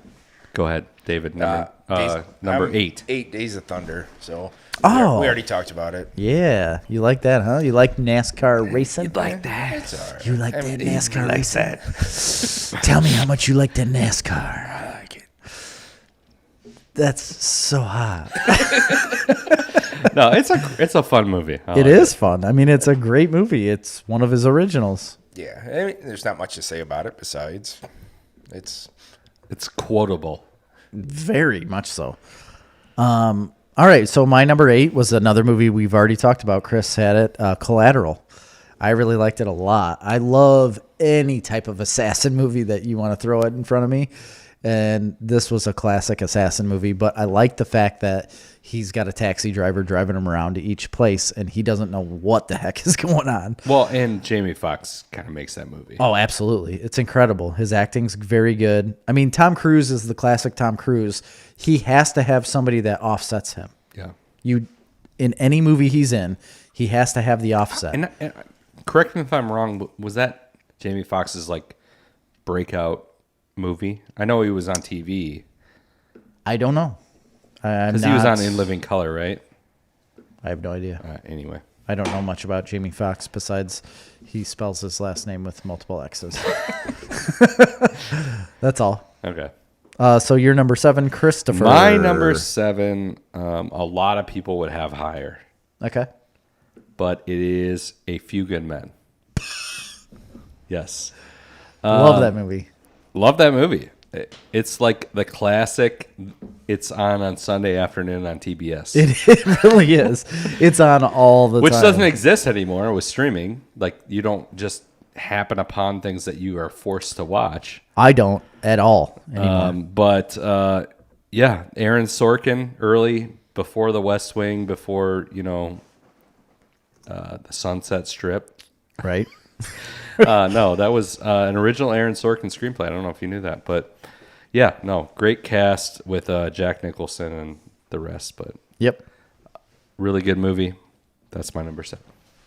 my number 7. I don't know if you guys have heard of this one. It's called Collateral. I have heard of this. Yes. It's a good movie. Who's in that again? I think Jeff Gordon. He's a good driver. Yes. So Okay. we can move on. So mine is probably another movie, like you said, that should be maybe higher in certain people's point of view, but I have Minority Report Ooh. as my number 7. That's Spielberg too, right? It is. I've always enjoyed this. This was one of the movies that, just like you said, it was like a TBS afternoon movie that I stumbled upon. I never saw it in theaters. I never rented it. I had watched it on TV and really, really enjoy it. It's a futuristic movie where they're stopping like crime in the future, right? Like he's a Pre-crime. He's a police officer that basically is stopping pre-crime, and it's super fun. I haven't seen anything like that before or since, to be honest, and I think it's super original. There's a Denzel movie called Deja Vu that Oh. literally Deja do the Vu. exact same thing. And Deja Vu is Oh, I forgot about Deja Vu. so fucking awesome. Yeah. It really is. I That's watched one of my on my best- deployment. I It's watched one of my that. favorite Denzel movies. For sure. Yeah, That I and the s- Man Apart or Man of Fire, whatever. That- Man on that's fine. Fire. My favorite is The Siege. Did you ever watch The Siege? Uh-uh. Oh, that's the best Denzel movie ever. It's like he's an FBI agent, and there's Middle Eastern terrorists that are like trying to blow up buildings in New York City. I forgot about Deja And Vu. I Fallen, loved too. that you ever movie. see Fallen? Yes, yes. Oh, I love that. John Q, You Want to See Me Cry? Oh yeah, John Let's Q watch is John Q. amazing. I really do love. should have done We're top gonna 10 do a Denzel. We're gonna do a Denzel one in the future, guys, for sure. King Kong! Thank God! Shit on me, dude. Equalizer is very good. I love it, Yep. but I think it wasn't Equalizer. It was another one where he had a spiel to this kid. I talked about it on the podcast. He comes up an elevator and has this conversation with a kid about his future and what he's going to do. I'm gonna have to look that up again, and we're gonna talk about it again because it was an amazing. I also love monologue. Glory. Glory's amazing, And his unsung spinoff, Glory Hole. You said that. You just said that. I can't. No, that was the band Courtney Love was in. Oh, that's right. Garbage hole. Courtney. She wasn't garbage. No, Courtney's asking David, what color Crocs are you wearing? They're black. They black. Yep. Or Like they originals. Black Crocs. Yeah. So I have a pair of black Crocs that I Fancy. have little Batman buttons on. They're called gibbets. All right, let's move on. Number 6. It's to me, right? It is. Number 6. Most people are going to have higher. So I don't know how much time I'm going to spend on it. But it's Top Gun. Really? That's my number 6. And Okay. are we going to talk about it later? Do I want to spend time We're going on to it? talk about it later. Okay. We'll just cruise on past that. All right, my number 6 is Pun intended, by the Top way. Gun. Oh, okay. Do you want to talk about it now? Went to the danger zone. No, we'll talk about it later. My number 6 is Top Gun. a movie that I bet you most people kind of forgot about or didn't really think of, but it is of two names: Live, Die, Repeat, and or Edge of Tomorrow. Oh, yeah. It came out as Edge of Tomorrow. Then it came out as Live, Die, Repeat. Then they put them both together and have it as Live, Die, Repeat, Edge of Tomorrow. I loved it. Like the most underrated Tom Cruise movie. I completely agree. I think not it's seen it. very good. Unbelievably good movie. It's with John Krasinski's wife. Yes. What's Emily her name? Blunt. Emily Blunt. Blunt. She's a main character in it. They both, What's it called?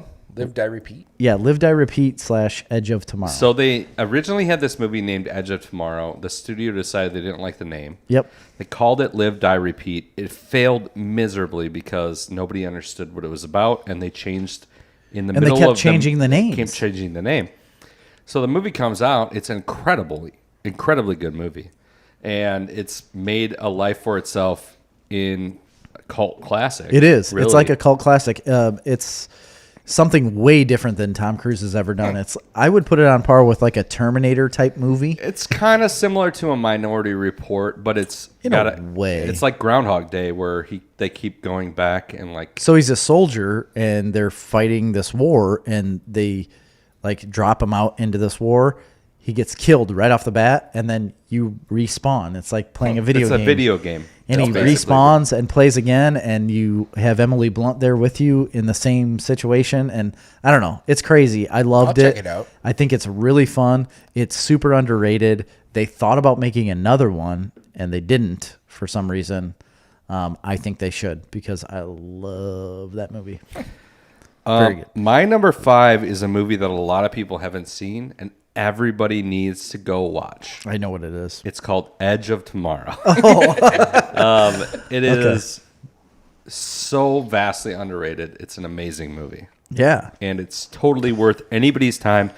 No matter what interests you have in your viewing habits, you will enjoy this movie. And because of the marketing scheme of this, I completely ignored it in the theaters as well. And I ended up watching it when I worked a swing shift. I was on a midnight shift, came home. I couldn't fall asleep. And I was like, I'm just going to watch a movie real quick and just try to chill out. And this movie, I ended up renting. I rented it on DirecTV or Comcast or whatever I had at the time. Played it, and I was like, holy crap. I really like this movie. And I watched it like 3 or 4 times after that. I just think it's great. I saw it in theaters. Oh, you did? Yeah. It's an amazing movie. Yeah. Their marketing was absolutely terrible for it, though, and it turned me off of it big time. I was like, this is going to be so dumb. So they marketed it hardcore when it came out. They marketed it as it's like a real life video game. Yeah. They said that like in the ads. They did. They're like live, die, repeat, like respawn, like it's a video game, and the whole general public's like video game. Yeah, they're like glory hole. This- What? This is like in 2008, and people don't know what video games are. Right, You know, most people didn't. Yeah. There's a very small subset of people that understand what the concept of respawning even means. Mm-hmm. Now it's maybe more. It's still not that big. Mm-hmm. You know, They weren't like us where we were pulling out the pig playing Yeah. Call of Duty. You got to feed the pig. this is basically Call of Duty the movie. It is. Okay. But with like but set in the future exoskeletons. and in other planets. Yeah. They're Anyway. blue people. No No blue blue people. Okay. Number cats. 5 to you. I'm sure we'll talk about it after a while, but Jack Reacher. I'm not going to talk about it. No, I'm not either. really. No, You guys didn't like it? I did. I did like that movie. I kind of forgot about it, but I it did wouldn't like be it. on my top 5. I think I would have probably replaced one below this. Okay, with but, that. Yeah, I like spy movies. Yeah, I like- Yeah. I've heard great things. It's a good I've never movie. seen it. It's really good. And also, I've heard the book is like a bajillion times better. So Like it's a whole long running book series. Yeah. the second movie, No, the show with John. no, there's two There's movies. 2 Reacher movies. Okay, I've only seen the first one then. That's the second movie, not good. Okay. And I think that's what I was thinking of when I was making this list. But the original movie I enjoyed a lot, and I think I would take off. I would honestly think I would take off the original Mission Impossible or Days of Thunder and replace it with this movie. So But I can't now because we're past that. So. John Krasinski, that's not Jack Reacher. That's It is. Yeah, it is. No, it's Jack Ryan. Jack Jack Ryan. That's Sorry. right. Yeah, Oops. you're right. Way better Jack. You don't know Jack. Yeah. What kind of? But regardless, spy movie. Like it. He's very good. Yeah.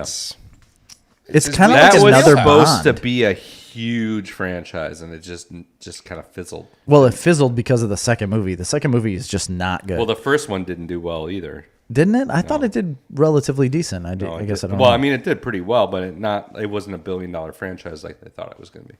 Okay. Because the books are huge. Yeah. Yep. They made it for $60 million. It made 218. That's great, but I That think they seems were good. aiming for $1 billion. Yeah. But 60 million's a low budget. That's very low. It didn't take much to make this movie. No, it's a lot of suspense. It's not a lot of action. Right. So my number 5 is one we've discussed already. A Few Good Men. Ooh. You can't handle the truth.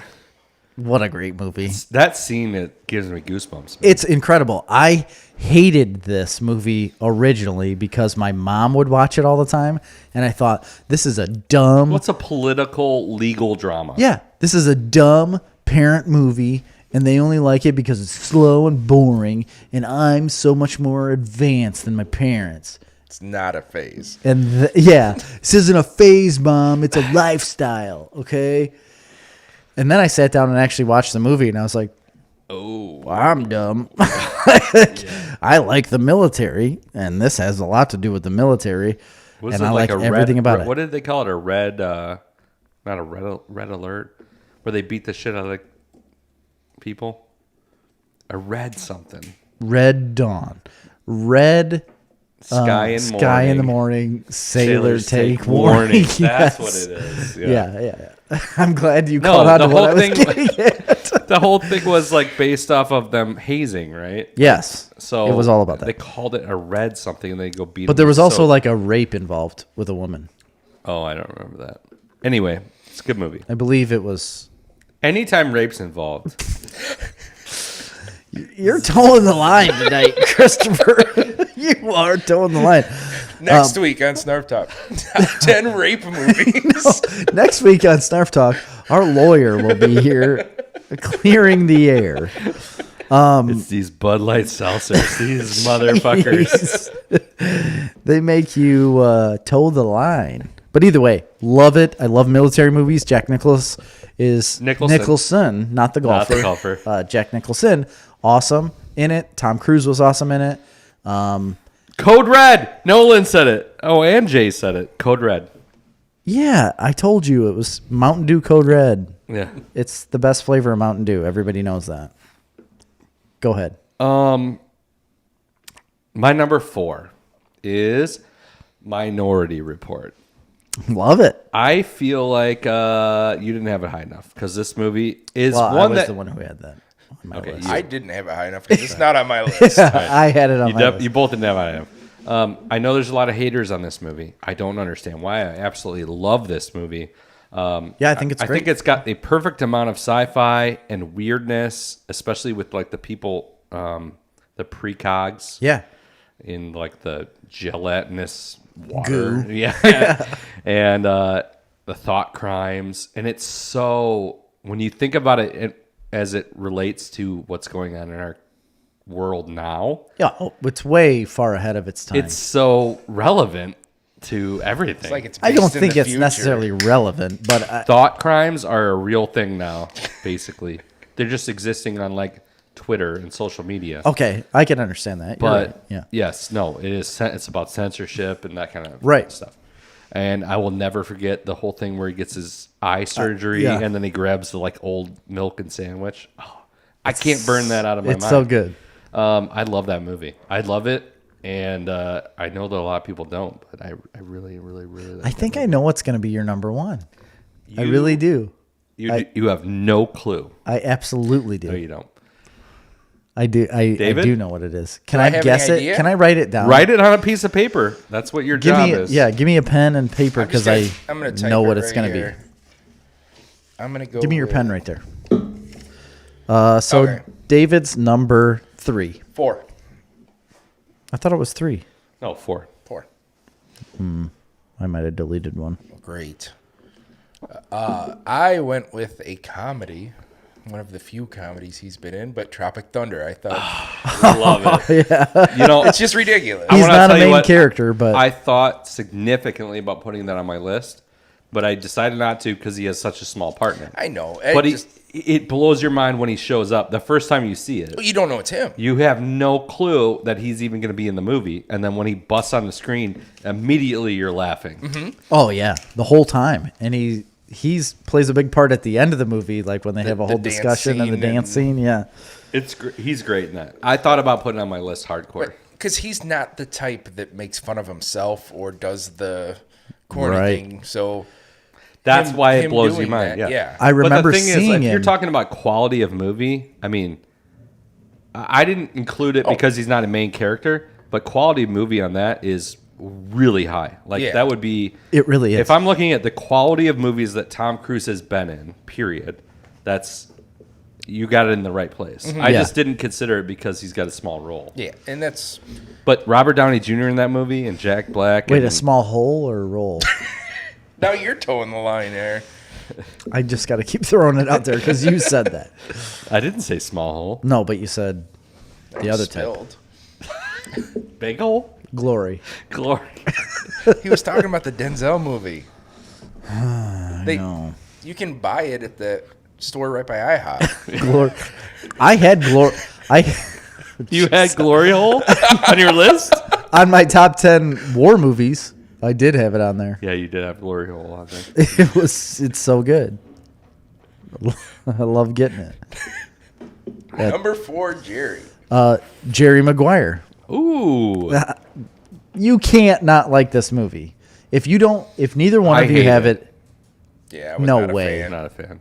are you serious? Did not make the top 10. Meh. Oh my gosh, I love this movie. Yeah, it's not Show like me the money. Show me Show the me money. the money. Cuba Gooding Jr. won an Oscar for this movie. Tom Cruise was more of a supporting actor in the movie, but No, he was not. He was I mean- the main character of the movie by far. The whole picture's movie on the was cover. literally about him. he's Why more are of a you supporting calling him character. a supporting Because I character? feel like Cuba Gooding Jr. was like the main character of Because this he has the story. one- Cuba Gooding memorable Jr. line. is barely in the movie. That's not true. He's in the movie a lot. Not even close to as much as Tom Cruise. Well, okay, he's not as much as Tom Cruise, but he like chewed up scenery like crazy. He did. And he was You're right, but it is definitely he is not the main character. You're right. Tom Cruise is the main character of that movie. and I love it. And it's a good movie. It's a romantic comedy, and I enjoyed it. Yeah, I mean, And there's whatever. a little kid that looks like me.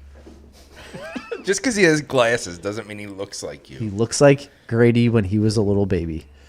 And it also says Jerry in the title. What's the name of the chick that he's dating at the beginning of the movie that he's on the chair in the kitchen? Mm-hmm. The sex scene. Of course, you'd point out that. I would only point out scene. because it was a kid when I saw the movie. It was 1996, and that was very shocking to me. Kelly Preston. Kelly Preston, that's right. That's wasn't that John Travolta's wife? I think it still is, right? Or did they get divorced? She died, cancer. She did? I think so. Why did I not know this? Died in July. Yeah, Of this year? This year, breast Oh, cancer. Oh my 2020, yeah. gosh, I didn't know that. Yeah, very sad. Holy smokes. That blows me away. You're dropping a bomb on me here. All right. Well, let's move on from that into my number. So you guys really didn't like Jerry Maguire? She was also a Scientologist, just so you know. Well, so was John John Travolta. John Yeah. Travolta. John yeah. Travolta was the original Tom Cruise, but Yes. he had too many scandals, so they had to dump him for Tom Nix Cruise. him. Yeah. My number 86 3 him. is a masterpiece of a movie. Cameron Crowe, one of my favorite directors in the world. Jerry Maguire. I knew you had to have been lying. I couldn't understand. I will watch this movie anytime that I can watch this movie. Absolutely amazing. What an agent. cast, If I could have an agent, Tom that's Cruise, the guy. Cuba Gooding Jr., Renee Zellweger. You forgot to mention her. I didn't remember she was even in it. Regina King, Watchmen Yeah. herself, is Cuba Gooding Jr.'s wife. Wife, yeah. It is like a heartfelt movie. It'll make you... Cuba's like his only one friend in his life, basically, and he realizes that later. But like the only friend he had was that guy, and I also there's only been a couple movies. Was Tom Cruise? Yeah, he was nominated for Best Actor. yeah, but he didn't win. No, he didn't win it, but he won it once. The movie was also What did he win it for? Interview with a Vampire or something? Maybe I don't know. remember. But The movie was nominated for Best Picture. Yeah, it was a big deal that year. Yeah. 1996. Yep. Very good. David, He you're was number 3. He was nominated for Magnolia in 2000. Magnolia. Magnolia. Yeah. Bleh. Best actor in 97 for Jerry Maguire. He didn't And win it though. No, he hasn't won. You know, he won once for something. No, I don't think he's ever won. Nominated 3 times. Best actor for Born on the 4th of July. Oh, yeah. Jerry Maguire and Magnolia. Okay. Yeah. Everybody thought he was going to win for Magnolia, but he didn't. Same with Ian Leo. says, "Hell yeah, brothers! Happy David Day. Happy David Day. It's your day. Oh, thank you. It's your day. It's your day." It is your day. Ian, we were talking about you earlier because you like to give us shit all the time. Yeah, and you should be on the show. Yeah. All right. Dressed as Svengoolie, please. You're number 3, David. Oh my gosh. If he could be dressed as Svengoolie, that would be a show. Well, that's the only way it's happening. You're welcome, Ian. Number 3, Cocktail. Ooh, Oh Cocktail. my god. Listen, That's in like an that 80s movie is isn't it? not good. Are you kidding me? No. That is a fabulous movie. I don't think I don't so. honestly See- know if I've seen it. I'm not the... Connoisseur of movies like we are. No, I'm more on the Jerry page where it's a sentimental movie. Like, I remember watching this as I love sentimental. A very impressionable- impressionable youth. Yes, but flipping bottles around and that Australian guy and Yeah, was yeah, that the yeah. guy from Crocodile Dundee? Was it the same person? I don't Was know. Paul Hogan? Paul Hogan? I don't know. Yeah, I think it was Paul Hogan. To be honest, I don't know if I've ever seen Cocktail. Are you ever. kidding? I don't think I have, to be honest. That's great. I don't know if I was allowed to watch those type of risque movies when I was a child.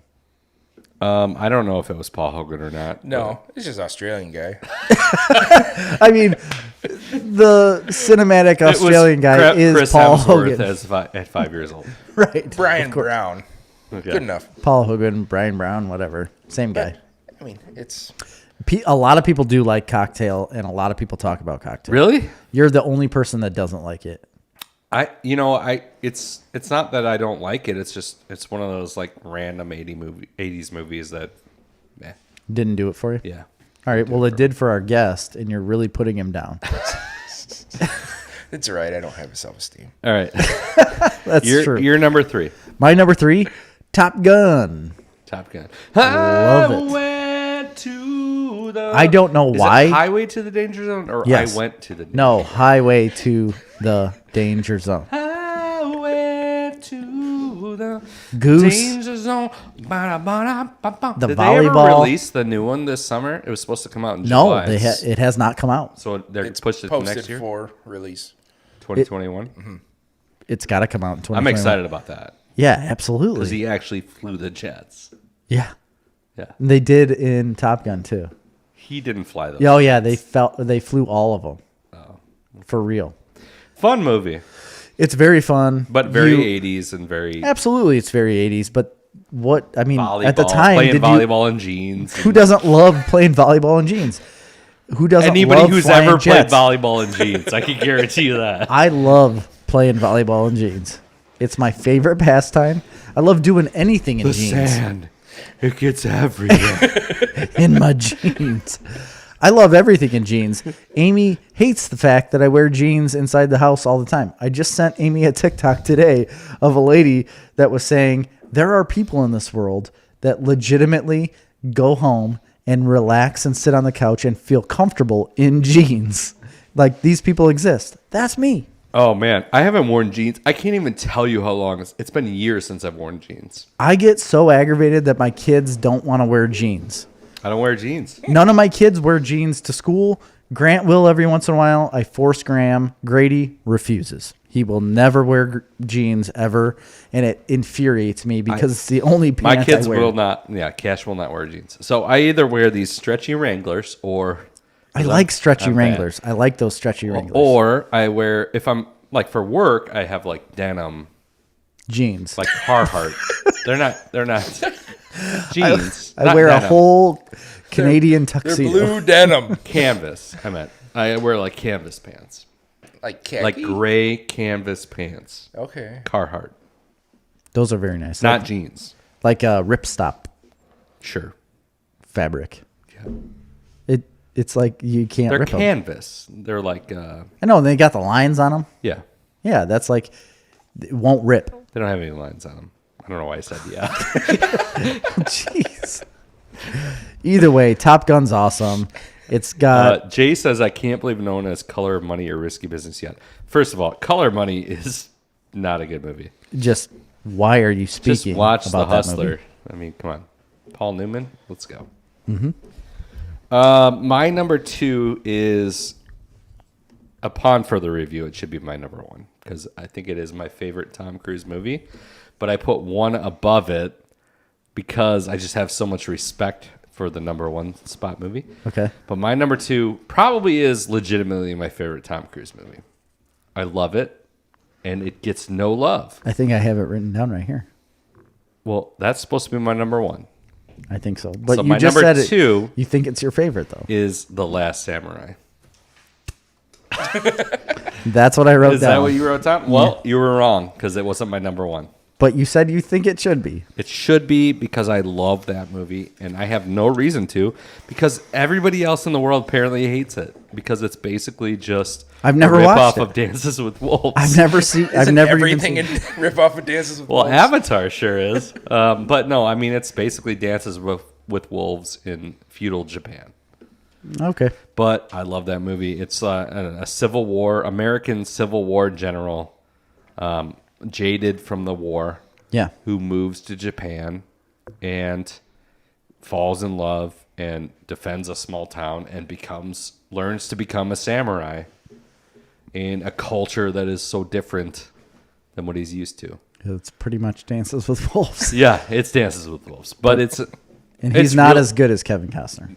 I don't know. I mean, I love that movie. I really, really. I know you've like talked it. about it a lot. I and don't know why. Maybe it's just it hit me at the right age or whatever. But it's to be honest, you've talked about it so much that it has made me want to watch the movie, but I still have not. I've never seen it. You've never seen I haven't. The Last Samurai? No, I have never seen Watch it. the movie.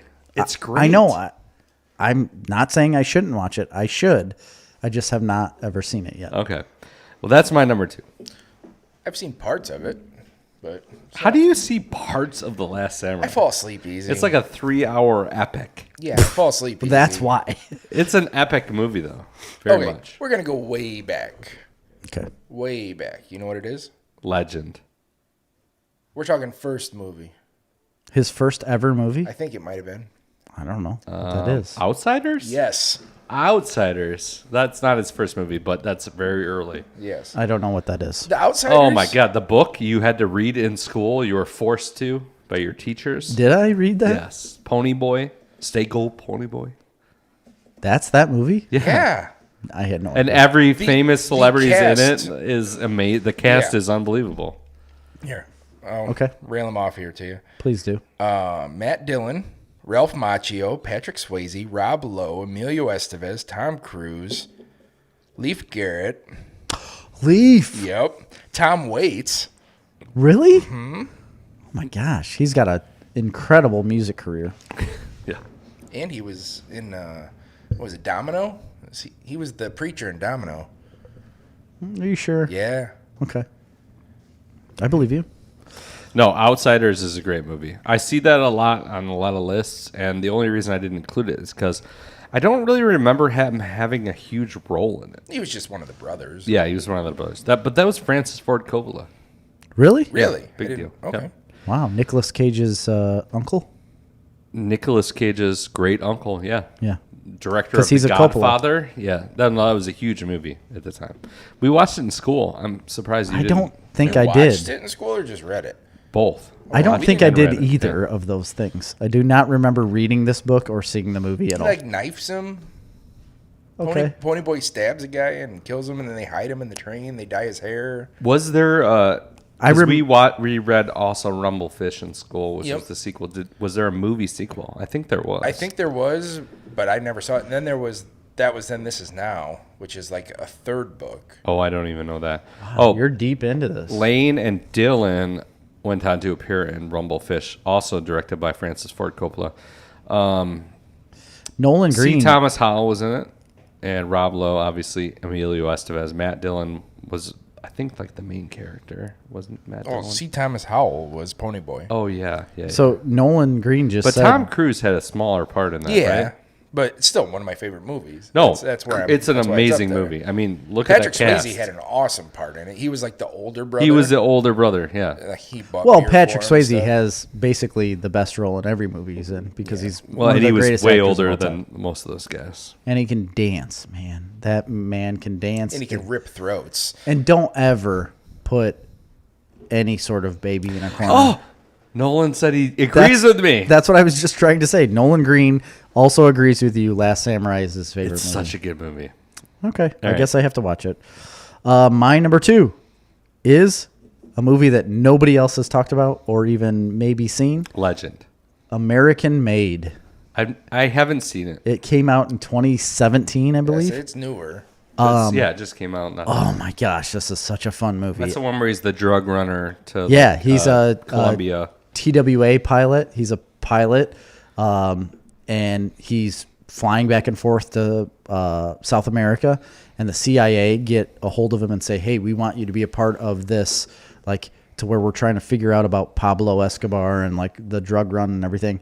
So he's involved with the CIA. He goes to South America, and then they get a hold of him and say, "Hey, we know you're a part of the CIA, but we want you to run drugs for us." And he gets involved with that and is running drugs for them, but is also part of the CIA. It's it's like an amazing movie. It's based off of a book and a like partially true story. The movie obviously like expands upon a true story and does things on its own, but it's super fun. It's thrilling. I loved it. I just saw it like probably less than a year ago because a guy at work told me that I needed to watch it. So I did watch it, and he was right. It's very, very good. It's super fun, and it's one of my favorite Tom Cruise movies ever. I think his role in it is amazing, and the story is very good. I enjoyed Nice. it. My number 1 is I gotta go with Mission Impossible, and I kind of on the same boat as you. I gotta throw the whole franchise in there, but You can't. then you I can't won't, do the whole because I'll take the franchise. first one, which is the best one. The first movie is amazing, and I love it, and I've always have. I own it. But also, I will just notably say that Mission Impossible 3, the first J.J. Abrams movie, was That's the one with Simon Pegg. he is in that. But the notable part about Mission Impossible 3, which was kind of a mediocre movie, but a lot of slow motion. Like, that was a thing then. Yeah. The main thing was Philip Seymour Hoffman as the Oh, villain yeah. was incredible. But anyway, I still love the first one. The first Mission Impossible movie, the whole franchise, even though I'm saying I haven't seen the last 3. But, the last 3 were a lot later. Obviously, yes. Anyway, I always loved the original Mission Impossible. So I'm taking it back.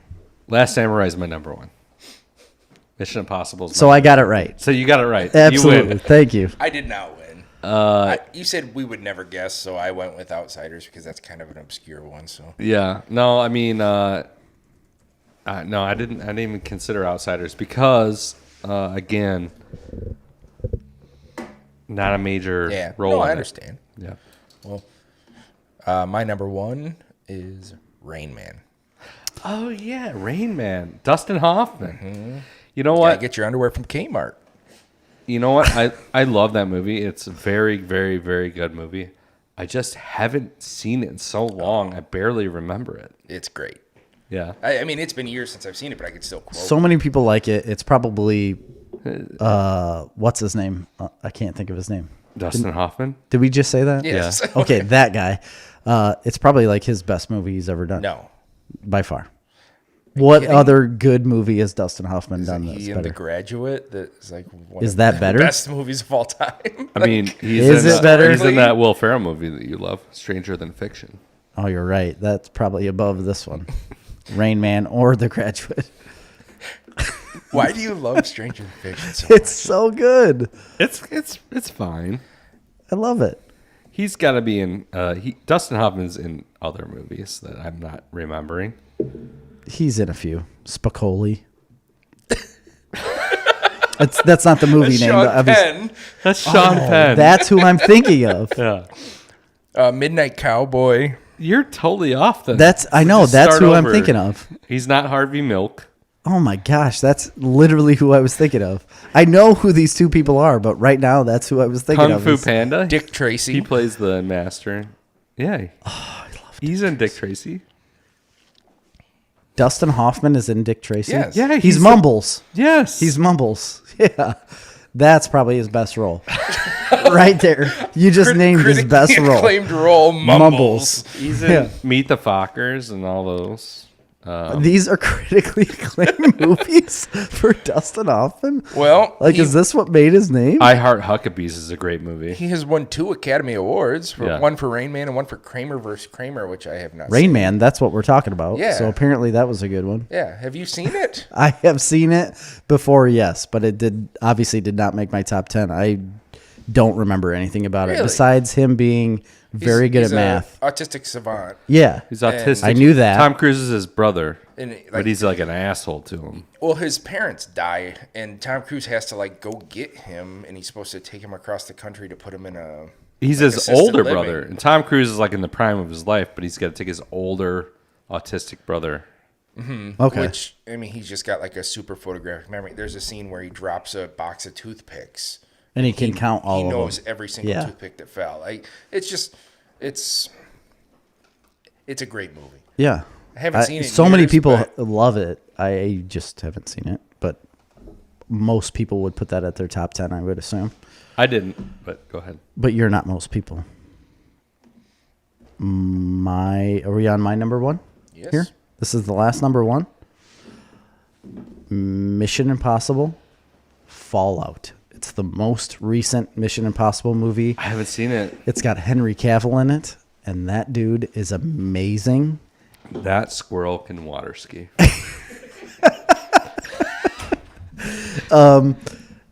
It's so good. It's the best Mission Impossible movie I've seen to date. Everything about it is awesome. There's incredible fight scenes like we've talked about before. It's like James Bond, right? For the American versions. And this one is the epitome of all of that. I think it brought all of the Mission Impossible movies into one. It's thrilling. It's action-packed. It's got drama involved with it too. I loved it. I love everything about it. There's a lot of turmoil involved with Ethan Hunt, right? So he's excommunicated from America, and he's kind of a vigilante on his own, doing his own thing, but ends up saving the day. Obviously, spoilers. And it's amazing. Henry Cavill's character is amazing too, and that dude is jacked like crazy in this movie. And the fight scene with him in a bathroom, where there was a lot of memes and gifs of Henry Cavill where he was he was cocking guns, but it was his arms, and he was in the bathroom. He takes his coat off and he jacks his arms around, and it's so good. Is that better than the Viggo Mortensen bathroom fight scene? that he has in History of In Violence. History of Violence? Where Yeah. all their dicks are flopping around. Yes. You're right. It is better than that. Somebody say dicks. That's not History of Violence, actually. That's the Russian It's one. Eastern Promises. Eastern East- Promises. yeah, Yes. yeah. So that Nate sent me that one to watch, and it's very good. Recently, I was thinking about Viggo Mortensen when I was watching Return of the King. Right. And I was just like, it strikes you how odd his voice is. He's got a very weird voice. It's not like that. Yes, it sounds like that. When No, it doesn't. At the No, it very at doesn't. the ending, when he's like outside of Mordor and he's like rally up the troops, and he looks like a badass. He's got his sword. He's on his horse. He's like, "We can overcome the orcs of Sauron." Did we watch the same movie? Yeah. Listen, have you he's seen- got a weird His voice. was dubbed by the Muppets. Have you He's seen got a, he Lord of sounds the like Rings? a Muppet. He sounds like a Muppet. I don't know if we're talking about the same guy here. Yeah. Viggo Mortensen in The Road Part-time puppet. Muppet. is amazing. The Road's good too. It is. That's a Cormac McCarthy book. I Okay, suggest guys, all of we you read finished his Tom books. Cruise. We need to make one major decision because we're at 2 hours now, which is our normal show ending time, but we haven't done what we're watching yet. Do we want to get into that or let her go? I think we should save at least a couple things that we want to talk about. I don't know what the two you want to talk about are. Or at least one you wanted to talk about. I mean, You said you had one series that you wanted to that talk I about. watched, yes. The whole series? The whole series, yeah. I watched the whole series. Like from beginning to end? Yeah. Oh, man. Do you want to just go and we'll just go? All right. Go. All right. I watched several things, but the main one I watched on HBO was a show called The Flight Attendant Oh, really? with Kaylee Cuoco. Cuoco, Qualco. actress and producer and director Penny? of most of it. Penny, yes. Penny? Penny? Based on a super popular book. Penny? I've been wanting to watch this for a while, but it's been very popular. It's been like the #1 show for HBO for the last 6 months, whenever it came out. Yeah, I mean, So finally, I'm like, oh man, I'm gonna sit down and watch this show, and yeah, man, I totally got sucked in. It's only like 8 episodes, but got sucked in. Really enjoyed it. It's not perfect by any means, but if you like a mystery thriller, I love those. then it's right up your alley. One of those that we talk about a lot, but one of those where it's like manic. Yeah. Like you're always on just ahead of the viewer, you know what I mean? Sure. Just ahead of getting caught, you know. It's very much that situation. But the thing to point out that I was really impressed by, because I would say the show for me was like a 6 out of 10, 7 out of 10. Like I enjoyed it a lot. I would recommend it Okay. easily. Especially as something to watch with your significant other. But her acting is incredible. Like she's it really? a very good actress, and I was very impressed by that. That's surprising to me because all I have to go off of is her in Big Bang Theory. I don't know her from There's anything nothing else. There's 8 simple rules, and that's it. Yeah, That's all she's when ever she was a been lot in, younger, really, though. I think. So yeah, she was a teenager in that. Yep. So she's incredible, honestly, really, really, really good. And actually, all the acting is incredible, very good. The girl who plays her best friend and that girl's husband or boyfriend, really great, and really enjoyed them as characters. Maybe I would say a 7 out of 10. It's just the story itself is a little wild-eyed, you know, a little unbelievable at times. Yeah. So that maybe is what's bringing it down a notch for me. But I was very entertained by it, and there's a hook at the end of every episode that makes you want to go right into the next episode, and it's only 8 episodes. So I really enjoyed that show. Okay. Do you have anything? I've been watching a couple things. My wife and I are rewatching Breaking Bad for my Oh yeah, Why 5th time. in the world would you do that? because it's so good. It's so good, but it's so depressing. So she's only seen it once fully through. Yeah, okay. And Like, we're sitting on the couch watching it. She goes, I don't remember hating Walt this much. Like, she goes, I don't recall. Like, I go, yeah, he's a horrible person. So my sister was watching this recently, and she's like, it's so depressing. Like, my life is worse because of it. But I want to watch it. But, like, it drags me down. And I remember feeling like that when I watched it. So I didn't Like, feel like that when I watched it the first time. Drug me down. The first time I watched it, I didn't feel that way. The second time I watched it, I got that from it. And that's where I was like, you know what? I don't know if I need to watch this again because of that. The amount of empathy you feel for Jesse, like... Oh, yeah. Oh, yeah. Big time. Big time. It drives you crazy. That's what's kept me away from Ozark is because it was so depressing and down and like... Yeah, but not nearly Ozark is a good show. You should... It's a good show. Really? Watch it, yeah. But that's why I love Better Call Saul, because it addresses that, fixes it, and also is just as compelling. So I watched the first season of Better Call Saul and gave up on it. I need to rewatch it. Really? I need to start I know, over. that's how I was. I liked it better than Breaking Bad. Really? That's what So a lot of many people say. have. Yeah. It's really good. But so beyond that, I just finished a documentary on, I think it was HBO, but it was about the Heaven's Gate cult. Oh, I haven't watched with that. the Haley Bob comment. It was really interesting. That would be interesting. I love cults. Yeah, so do I. That's yeah. I mean, I'm endlessly fascinated by cults. Yep. I want to start one. I really do, because they make so much money. Okay, well, go for it. But are you going to kill yourself at the end of it? No, I just want to make the money. Okay. The other people can kill themselves. That's fine. I don't care about people. Wow. Chris, I I'm care learning about money. so much about you. care Towing about that money. line. Yeah, still towing that line. It's just all about them. It's all about the Benjamins. Okay. All right. Cash rules everything around me. Is that you got more? I have a question. Did you guys watch Hunters No. on Prime? It's a Pacino. Oh no, I never did watch that. Very good show. Very. I there was a big banner on big yellow Never banner. even heard up. of it. Oh, you So, had to have seen the banner of it. Al Pacino is a Holocaust survivor, and he and a didn't group know of that. fellow Holocaust survivors. Wait. Stop. What time frame is this set? Because 70s, 70s. Oh, okay. late 60s, early 70s. I was hoping it wasn't set now. No.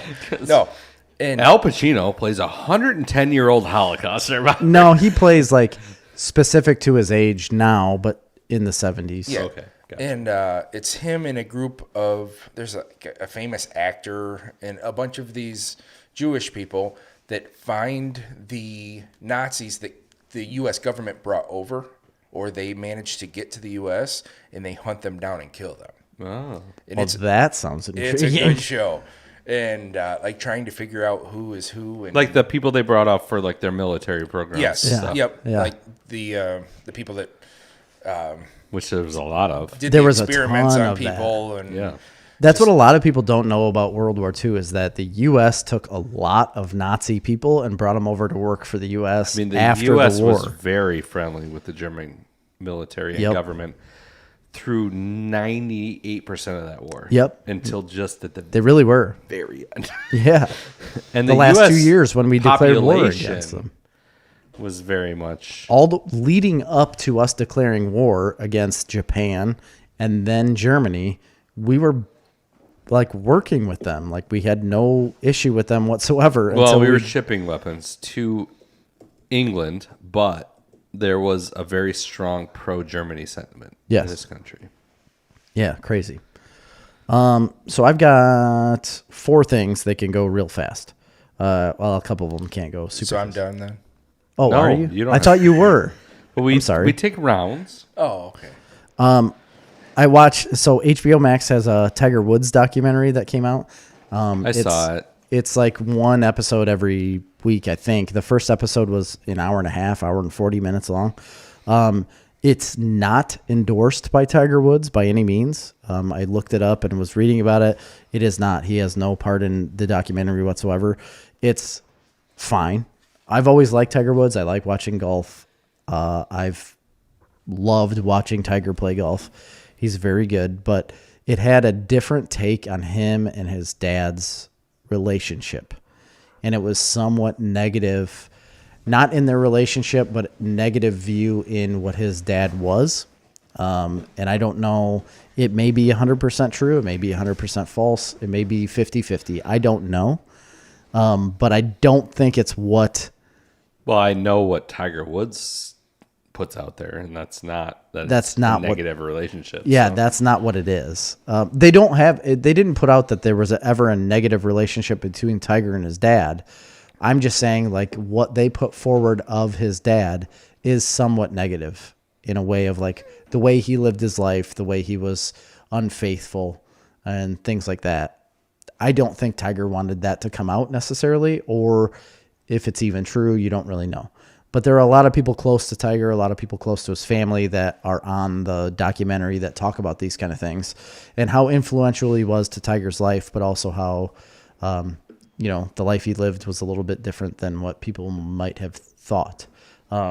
Again, whether it's true or not, I don't know. I enjoyed the first episode of it. I thought it was really good. I'm going to continue to watch Tiger more. Woods is a very fascinating figure. Yeah. And if anybody knows about glory holes, It's probably the people Tiger Woods has been and around. by the way, me and David also share this other little gem. We were on the golf team together. We were. Okay, I was going to say, where is this Glory going? holes. You ended a statement on glory holes. So you're like, oh, wait, by the way, me and David. No, we were both on varsity golf. Yes, we were. I know David was. That's one of the biggest mistakes I ever made in high school. My high school career was not getting on the golf team. Oh, yeah. That was so fun. We drank and smoked and did whatever the fuck we wanted. Shot drugs. We were terrible at golf. I was maybe one of the only people that ever got almost kicked off of the golf team. It was pretty rough. Remember when I threw my bag and clubs off the tee box of the par 3 in Nettle Creek in a match? I don't. Yeah, I was threatened. So. I ordered food during a match and picked it up at the turn at the clubhouse, and they were not impressed with It that. was a joke.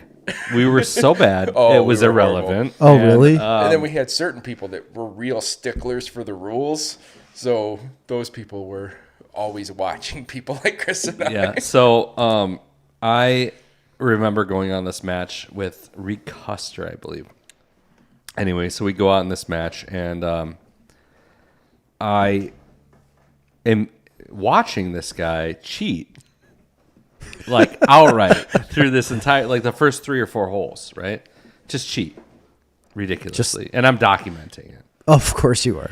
But I don't care at all because I'm a joke of a golfer, you know. I don't Yes, really you care. are. So anyway, so I'm, being ridiculous. I was probably smoking. Yeah, it was cussing for sure. Anyway, we get later on this match, and the guy, I go to tee off, and the guy goes, "You're disqualified." And I go, "What are you talking about?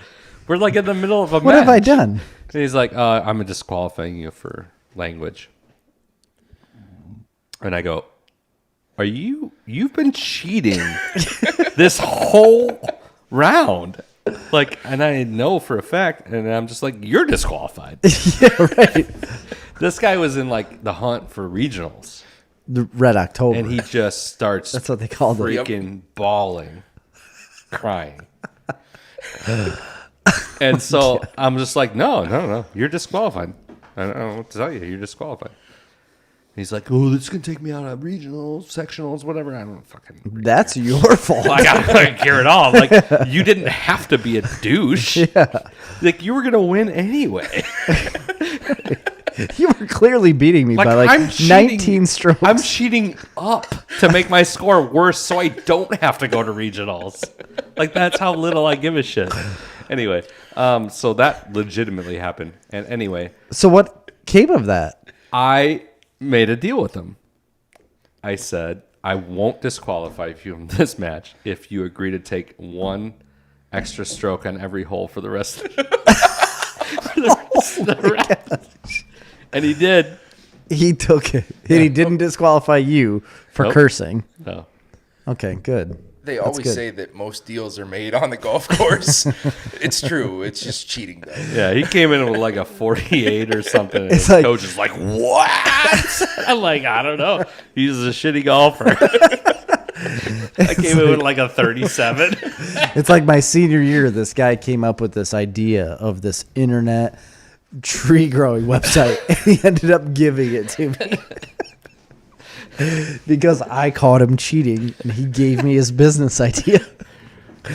No, those ideas don't come from Reed Custer. No, they don't. Anyway, I've got one more thing that I want to talk about tonight. The other two we may have to keep for another episode, but I went and saw Crudes. So movie theaters opened last weekend. No. Streeter and Ottawa opened. That's it. Yeah.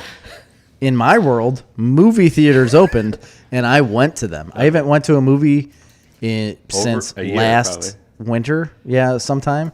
And when I found out, like, Amy was like, hey, do you want to go to the movies in Ottawa? We're going to go see Crudes New Age. I think and we're going to go tomorrow, actually. Absolutely, I do. I want to go. I want to do this right now. I want to get a cherry Pepsi and popcorn. And I desperately needed to do this. It's part of me. And we did. We went and saw it. I thought it was great. The Roxy in Ottawa, that's the first time I've ever been there. Their seats are so far apart from each other. It's amazing. They redid it like 2 years ago. There's so much leg room. I'm a short guy. I don't necessarily need leg room. I loved it. Your feet didn't touch the ground? I couldn't even touch the seat in front of me. I was sticking my legs out like, holy smokes, look at all the leg room you got in this place. It was amazing. I could lay down in between seats. It was unbelievable. And I got a ton of popcorn. I ate. He can only carry so much in his tiny little hand. Amy stuck them in the purse. Absolutely. I was a free admission. But they gave everybody a free small popcorn. So the boys didn't want to eat all of their popcorn, so I just collected all of this popcorn and sat there and just chowing on popcorn. I'm going to do this tomorrow. It was great. The movie. But I'm going to go to the Streeter Eagle 8 or whatever. I don't know if I'd go there. I mean, you've been talking about it all night. That's where you get those. Is What? in Streeter. Yep. Oh yeah. No, the Streeter movie theater I've heard is great. Yeah.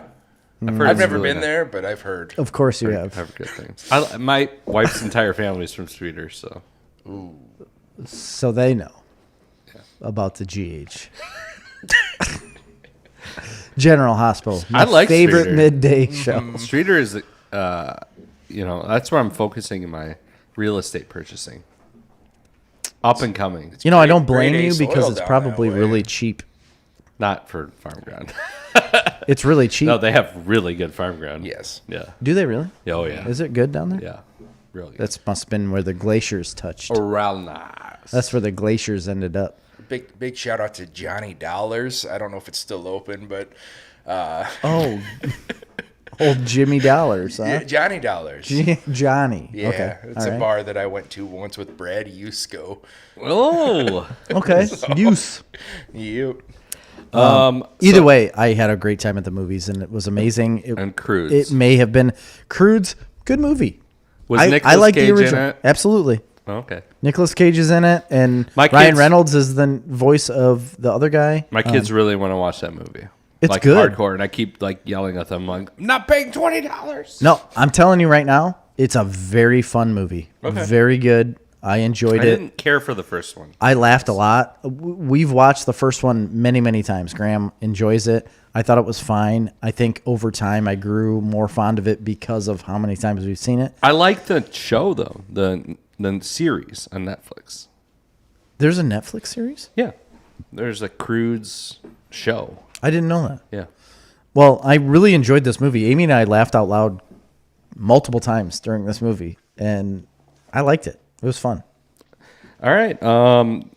For me, I guess we're probably not going to talk about WandaVision. We are not. tonight. We are not talking about WandaVision. There's only been 2 episodes, so we're going to hold off. We'll talk about it next week. new episode comes out Tonight. here in about an Yeah. hour and a half.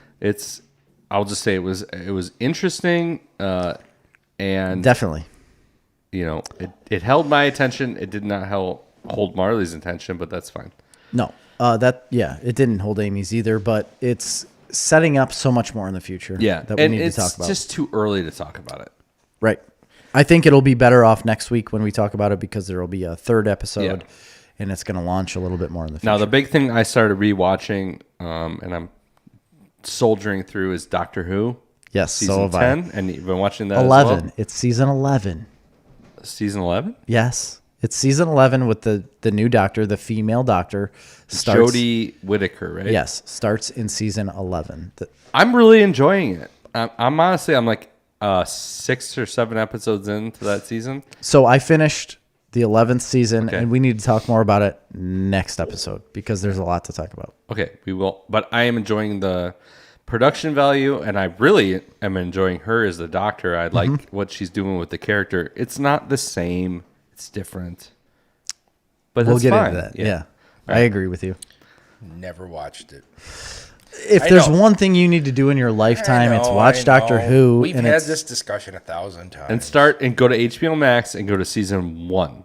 Because I that have HBO Max. takes you to 2005. That takes you to the Chris Eccleston first Yeah. season, right? Yeah. Am I Yep. correct? Yep. Okay, they don't give you all the old bullshit from the BBC in the 1970s. Okay. No, You they start don't. in 2005. I attempted to watch it once, It's- and it's just The first season's terrible. The first season's very hard to watch, and Chris gave me that. He told me, he's like, listen, the first season, it's going to be a rough sit. He's like, get through that, and it's going to get better. So I watched this. I watched it all on shift when I was working like a swing shift at the lock, and I remember texting him, watching the first season. I was like, boy, this better get better because it's getting rough. It's just low production value. And that's what all it was. Very, very low production value. But the very next season, as soon as the doctor changes, it's spoilers. David it's Tennant. Oh my god. well, life changing.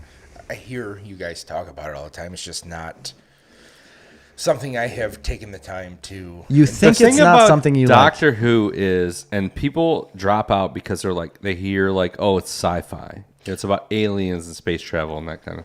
But that isn't what it is. It's a human drama. It's a dramatic show. No, I watch So much so. You want to talk about dramas? Like on my list of things I watched this fall, because I always watch something while I'm in the combine. Yeah. Like always something playing. I watched the entire series of The 100, which is like a teen drama in itself. Like Yeah, the I ultimate- watched the 100. Did you? Yeah. It's basically Dawson's Creek in space. Like If there's one thing you can do when you're sitting in a tractor, it's watch Doctor Who. Yeah. and that's like maybe I'll give it a shot this time. You'll There's like no it. maybe. You have to. Otherwise, I'm going to start cutting I'm telling tires. everybody out there, everybody would like this show. There's no person in the world that won't like this show. Yeah, you just have to remove yourself from a bias of, like you said, like the sci-fi alien type stuff and get yourself more on a human, even though, yes, the doctor is technically an alien, but they are so much more human level than you could ever believe. It's so heartfelt. It'll pull on every heartstring you ever have. It ties into so many different stories that have been in your life or anybody else's life. Like it ties into things from your life that you can relate to. Ties into human history. Yeah, American and history, British history. I mean, I just it's amazing don't know show. how people can't love this show. I mean, the UK, everybody in Britain and in Europe is in love with Doctor Who. Doctor Who is huge. No, I know it over is. there. It's just They are leaps and bounds ahead of the United States because they had this show available to them their entire lives. We are now able to access this, and a part of you is missing because you haven't seen it. I think a lot of what has discouraged me from that is trying to watch the British Office versus the American Office. I can't do it. Like the British, they have a They different style. Yeah. It's just Well, I will John, say this. This is an interesting take. So, if you go to HBO Max and you start to watch Doctor Who, it's going to start in 2005 season. There's one season with Christopher Eccleston. It's a rough season. Yeah. Right, but you still have to watch it. And then after that, it goes to David Tennant. And he runs, 3 or 4 seasons? I think 4, at least 4, because it would go to 5 and then 5 to... 3 or 4 seasons. It's very British. Ooh, it may be 3. Through that whole run. And then when they switch to the Matt Smith era, it switches to very American. It does style. Americanize itself a little bit. Even though all the actors are British, but it does Americanize the show and step up the production value of the show. Production value increases huge, and every change I thought I was going to hate. And golly, I So love then it. they go to the next Doctor after that would be Capaldi. Capaldi. Not a Production value high, stories meh. New season, female Doctor, fan. Jane Whittaker. Joan, something Whittaker. Jodie Whittaker. Yeah. I'm liking the production value. I'm liking it so far. Jodie Stavanger. They- Whittaker. Shout out. This has always been a very progressive show. Yeah. So always. So they're very politically progressive in that envelope. So that doesn't bother me because I know that it's a politically progressive show. Whether or not it agrees with my personal politics or not, to me, is irrelevant. But it is very much pushing those boundaries at this point. Yeah. Did you say elephant? Yeah, irrelevant. Okay. Yes. Anyway. That's all. So Were that's you all we watching got. something? Okay. Oh, we're talking about Doctor Who. So when I first started contemplating coming on the show, Yeah. I just started making a list of all the things I've been watching, and this dates back to early fall. So there's some shows on here that are. I'm just gonna go through them real quick. Arkansas. Did you guys watch that with No. Vince Vaughn? No, I didn't watch it, but I've heard I good never things even about heard, it. I've never even movie. heard of this. Yeah, it was a movie. It's There's good. a movie on Netflix, right? Or was it Amazon? Prime. It was on Prime. Okay. It was a huge movie. Huge movie. I need but to I see didn't this. Very see good. it. It was You like liked it a lot? Yeah, it's like kind of a hillbilly mob movie. Ozark. It was Ozarks. If there's one thing I love, it's hillbilly mobs. I think You it don't, was. otherwise you would watch the Ozarks. It was capitalizing on the Maybe. Yeah, you're right. Ozark phenomenon. I Yeah. believe. No, I agree. I watched Doctor Sleep, which I'm sure you guys have both seen. Okay. I yeah. have not, I haven't seen it. but I want to really? see it. No, we talked about it a lot on the show, but we have not seen it. Okay, decent movie. Decent. That's Ewan The McGregor's Shining in with that, right? Ewan McGregor. It's and, Danny grown up from Yeah. The Shining. Yes, Yeah. and I'm a huge fan of The Shining. Yeah, Yep. absolutely. It, Dude is too. Dude was all about this movie, and I don't know if he's seen it. it's all right. It's on HBO, I think. I didn't watch it because I didn't hear great things about it. It's worth a watch. Okay. That's all. I'm not going to say it's going to change your life, but it's worth watching. Okay. Power on Netflix. Did you guys watch that? No. It's about a drug called Power, and like you take it and you turn into like a superhuman for a short series of I've time. literally never Is heard of that based off of Mike? Like the Bradley Cooper show? no Bendis, Limitless. Brian Michael Limitless. Bendis. Oh, Brian- Powers. He had a No, he was making a show called Powers, and it came out, but and it he was had not a on comic Netflix. book called Powers, and I Yeah. thought it was the same thing. No, but there was a show, but it came out on some weird network. Sony or it was like It PlayStation is Network. Jamie Foxx and Yes, that was. Joseph Gordon-Levitt were in Oh, it. I like Yes. Joseph Gordon-Levitt. It was a movie. Sorry, not a show, but JGL, Oh. my man. yeah, it's Third Rock from the Sun. they take this pill and it turns them into basically superhuman for a short period of time. So if they need to get away from the cops or whatever, they pop this pill and So they're all drug addicts it's, running from the cops. Yeah, but it's good. It's Okay. good. It's worth. So there is Powers by Brian Michael Bendis. That was on I don't know. PlayStation Network. I don't know, but that's not the same thing. This is just called Power. Power. It's Because I'm a huge fan of Brian Michael Bendis. His run on Daredevil from the early 90s and Very good. late 90s, Oh, early I'm sorry. 2000s. It's called Project Power. I just thought it was called Power. Oh, Project Power. Okay. Yeah, so you guys have probably seen it then. Nope. Still haven't. Nope. Still haven't seen it. But no, good movie. Watching Cobra Kai, as we talked about earlier. Oh, yeah. I'm getting there. Fucking right. Cobra Kai. Johnny Yeah, Lawrence. Eagle Fang. Yeah, Eagle Fang. That's great. Yeah, I don't get I'm it. about the Eagle Fang life. All right. I'm over. What the fuck? Eagles don't have fangs. No, but Shut I'm the fuck up. Pussy. more of a red-tailed hawk guy. You're going to love this show. You will. The fucking You will main- also love Peaky Blinders. The main character calls people a pussy on a regular basis. That happens on a major show on Netflix. If you could get into Peaky Blinders as much as you want me to get into Cobra Kai, we will be friends again. He names his karate dojo Eagle Fang. And then his The students T-shirt say, is an eagle with bloody fangs. and his students are like, eagles don't have fangs. He's like, shut up, pussy. That's pretty fun. Yeah. I feel like I need And to he, do that. He can't afford a dojo, so he just goes to a park and makes him do karate in the park. I mean, I would do that too if I was trying to. Yeah, it's Raise great. an army. It's a great idea. It's a great show. Arizona. Did you guys see that movie?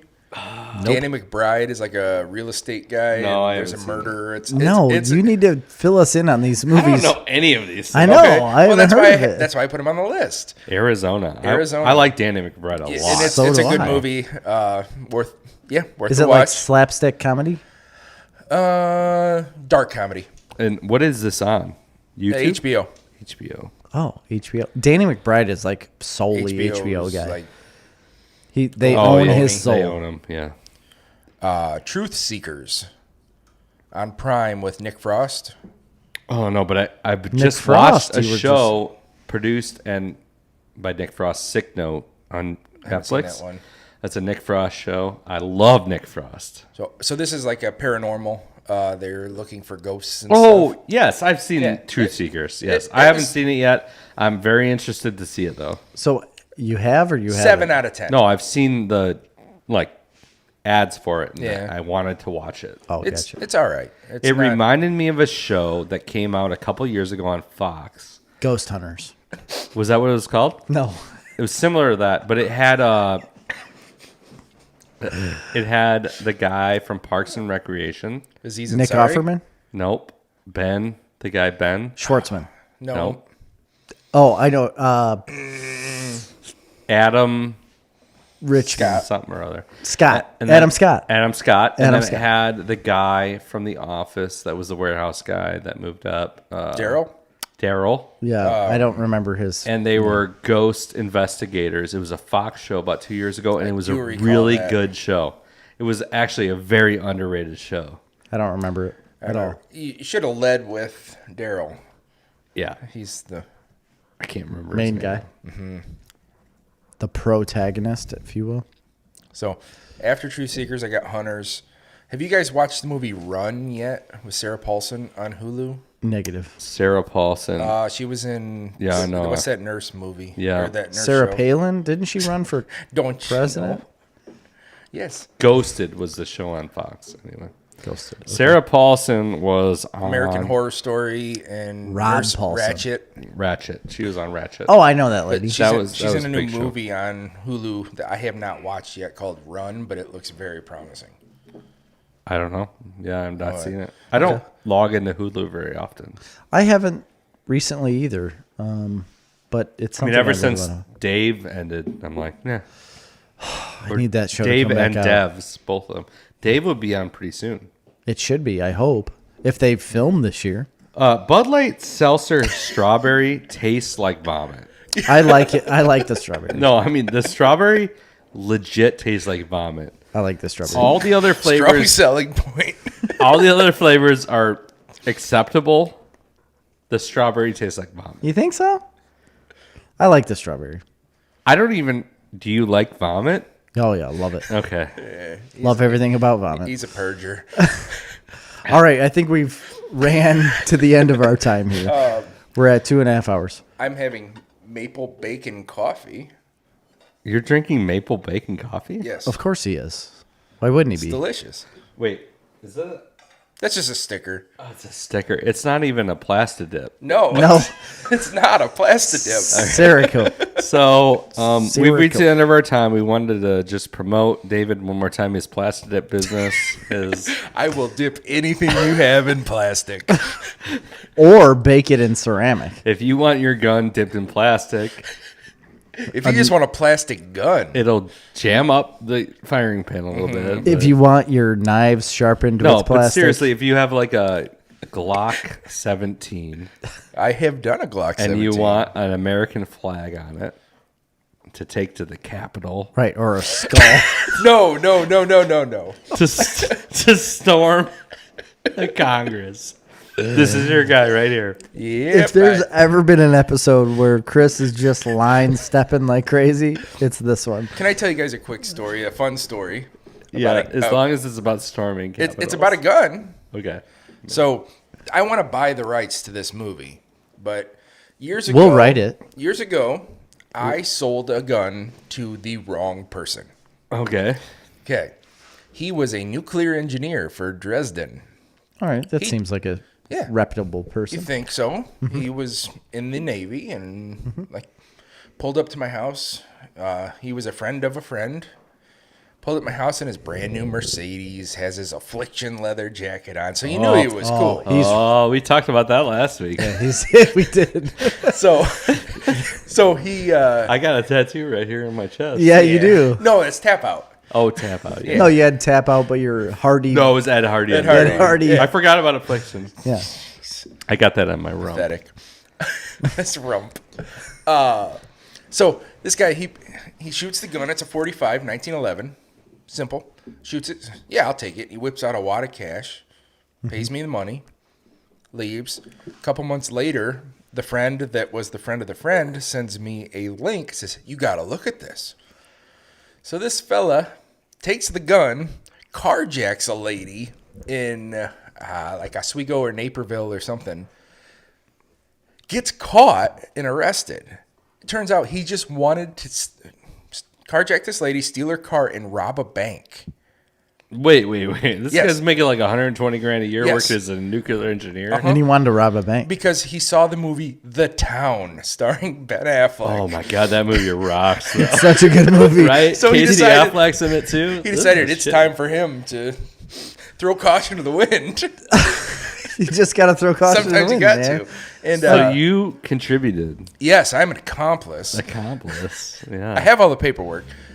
People that Yeah, but really, David Sean Top, sometimes, if you are fact checking, his name is Michael Berman. but sometimes you just got to throw caution to the wind, man. Yeah.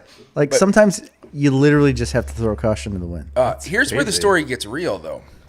So, Oh, there's more. it There's gets a- real. We haven't got to the glory hole yet. No. GH. We call that GH. So- we don't say the words anymore. So Berman gets arrested. A good Samaritan follows him, calls the cops, gets arrested with the stolen car, goes to jail, bonds out, skips bond, gone. They find him, put him on house arrest. He somehow bonds out again, gets on house arrest. How's he get out of the leg clamp? Tells his girlfriend that he has a bunch of gold and that he's going to go to Venezuela and she should come with. And she says no and calls the cops on him. Cops come. It looks like he was kidnapped and his ankle thing is on the ground and there's blood on the window. And so he disappears. He's on Interpol's top 10 list of wanted people. What? Because he went to Venezuela. Why are you just waiting to bring this story out? I know. I mean, we could have been talking about this an hour ago. He goes to Venezuela, gets in some kind of romantic relationship with some Hugo Chavez? diplomat's daughter, and he doesn't like it, so he hires a hitman to kill this diplomat. And the hitman is like working for the diplomat and backstabs him and takes all of his money. Cops come, Venezuelan police come to get him. Turns out he's a badass in karate. Breaks a bunch of legs Stop and it. arms. I'm already done. You're going too far here on this All story. right, you can look it up. It is on Google. All right, continue. Breaks a bunch of arms, legs, whatever, gets away. His friend, who was also here at Dresden, gets caught, and they extradite him back. But he starts telling these stories about these crazy sex parties they're having with the GHs. Of course. Oh, yeah, with the yeah. GHs. Yeah. But no, GHs. they had like these huge parties, and they Eyes wide shut. Yeah, no masks though. But Oh, well, that's sad. they open a gym and they're shipping money in creatine tubs from the United States. They got a connection somehow, and they're getting all this They're cash. laundering the money through. Anyways, they end up catching him. He's in prison in Chicago. So, Wow. yeah, all started from a little STI 1911. How did so, this guy find you to buy the gun? So, a cousin of mine. David's on the black web, Yeah, the dark You're web. the dark No, web. You one of- are the dark web. One of my cousins. You're the GH of the dark web. Like there's the dark web, and then there's the glory hole in the And then dark web. there's David. And David's Timmons on the dark other web. side of it. Yep. Just tapping my toe under the stall door. No, So he worked out at a gym where my cousin's husband worked out, and they like knew each other at the gym. He's a stand-up guy. I mean, a Navy vet, nuclear engineer. Just why would you not trust this guy? And yeah, so it is a 100% true story. Wow. That's awesome. That is really awesome. And I want the movie rights. You should write that. You should just So you don't I need knew- to buy rights. You can just write it. I knew the beginning of this story where you had sold him the gun and this guy was like wanted and was getting arrested. I didn't know the rest of that. Yeah. The whole Cesar Chavez thing.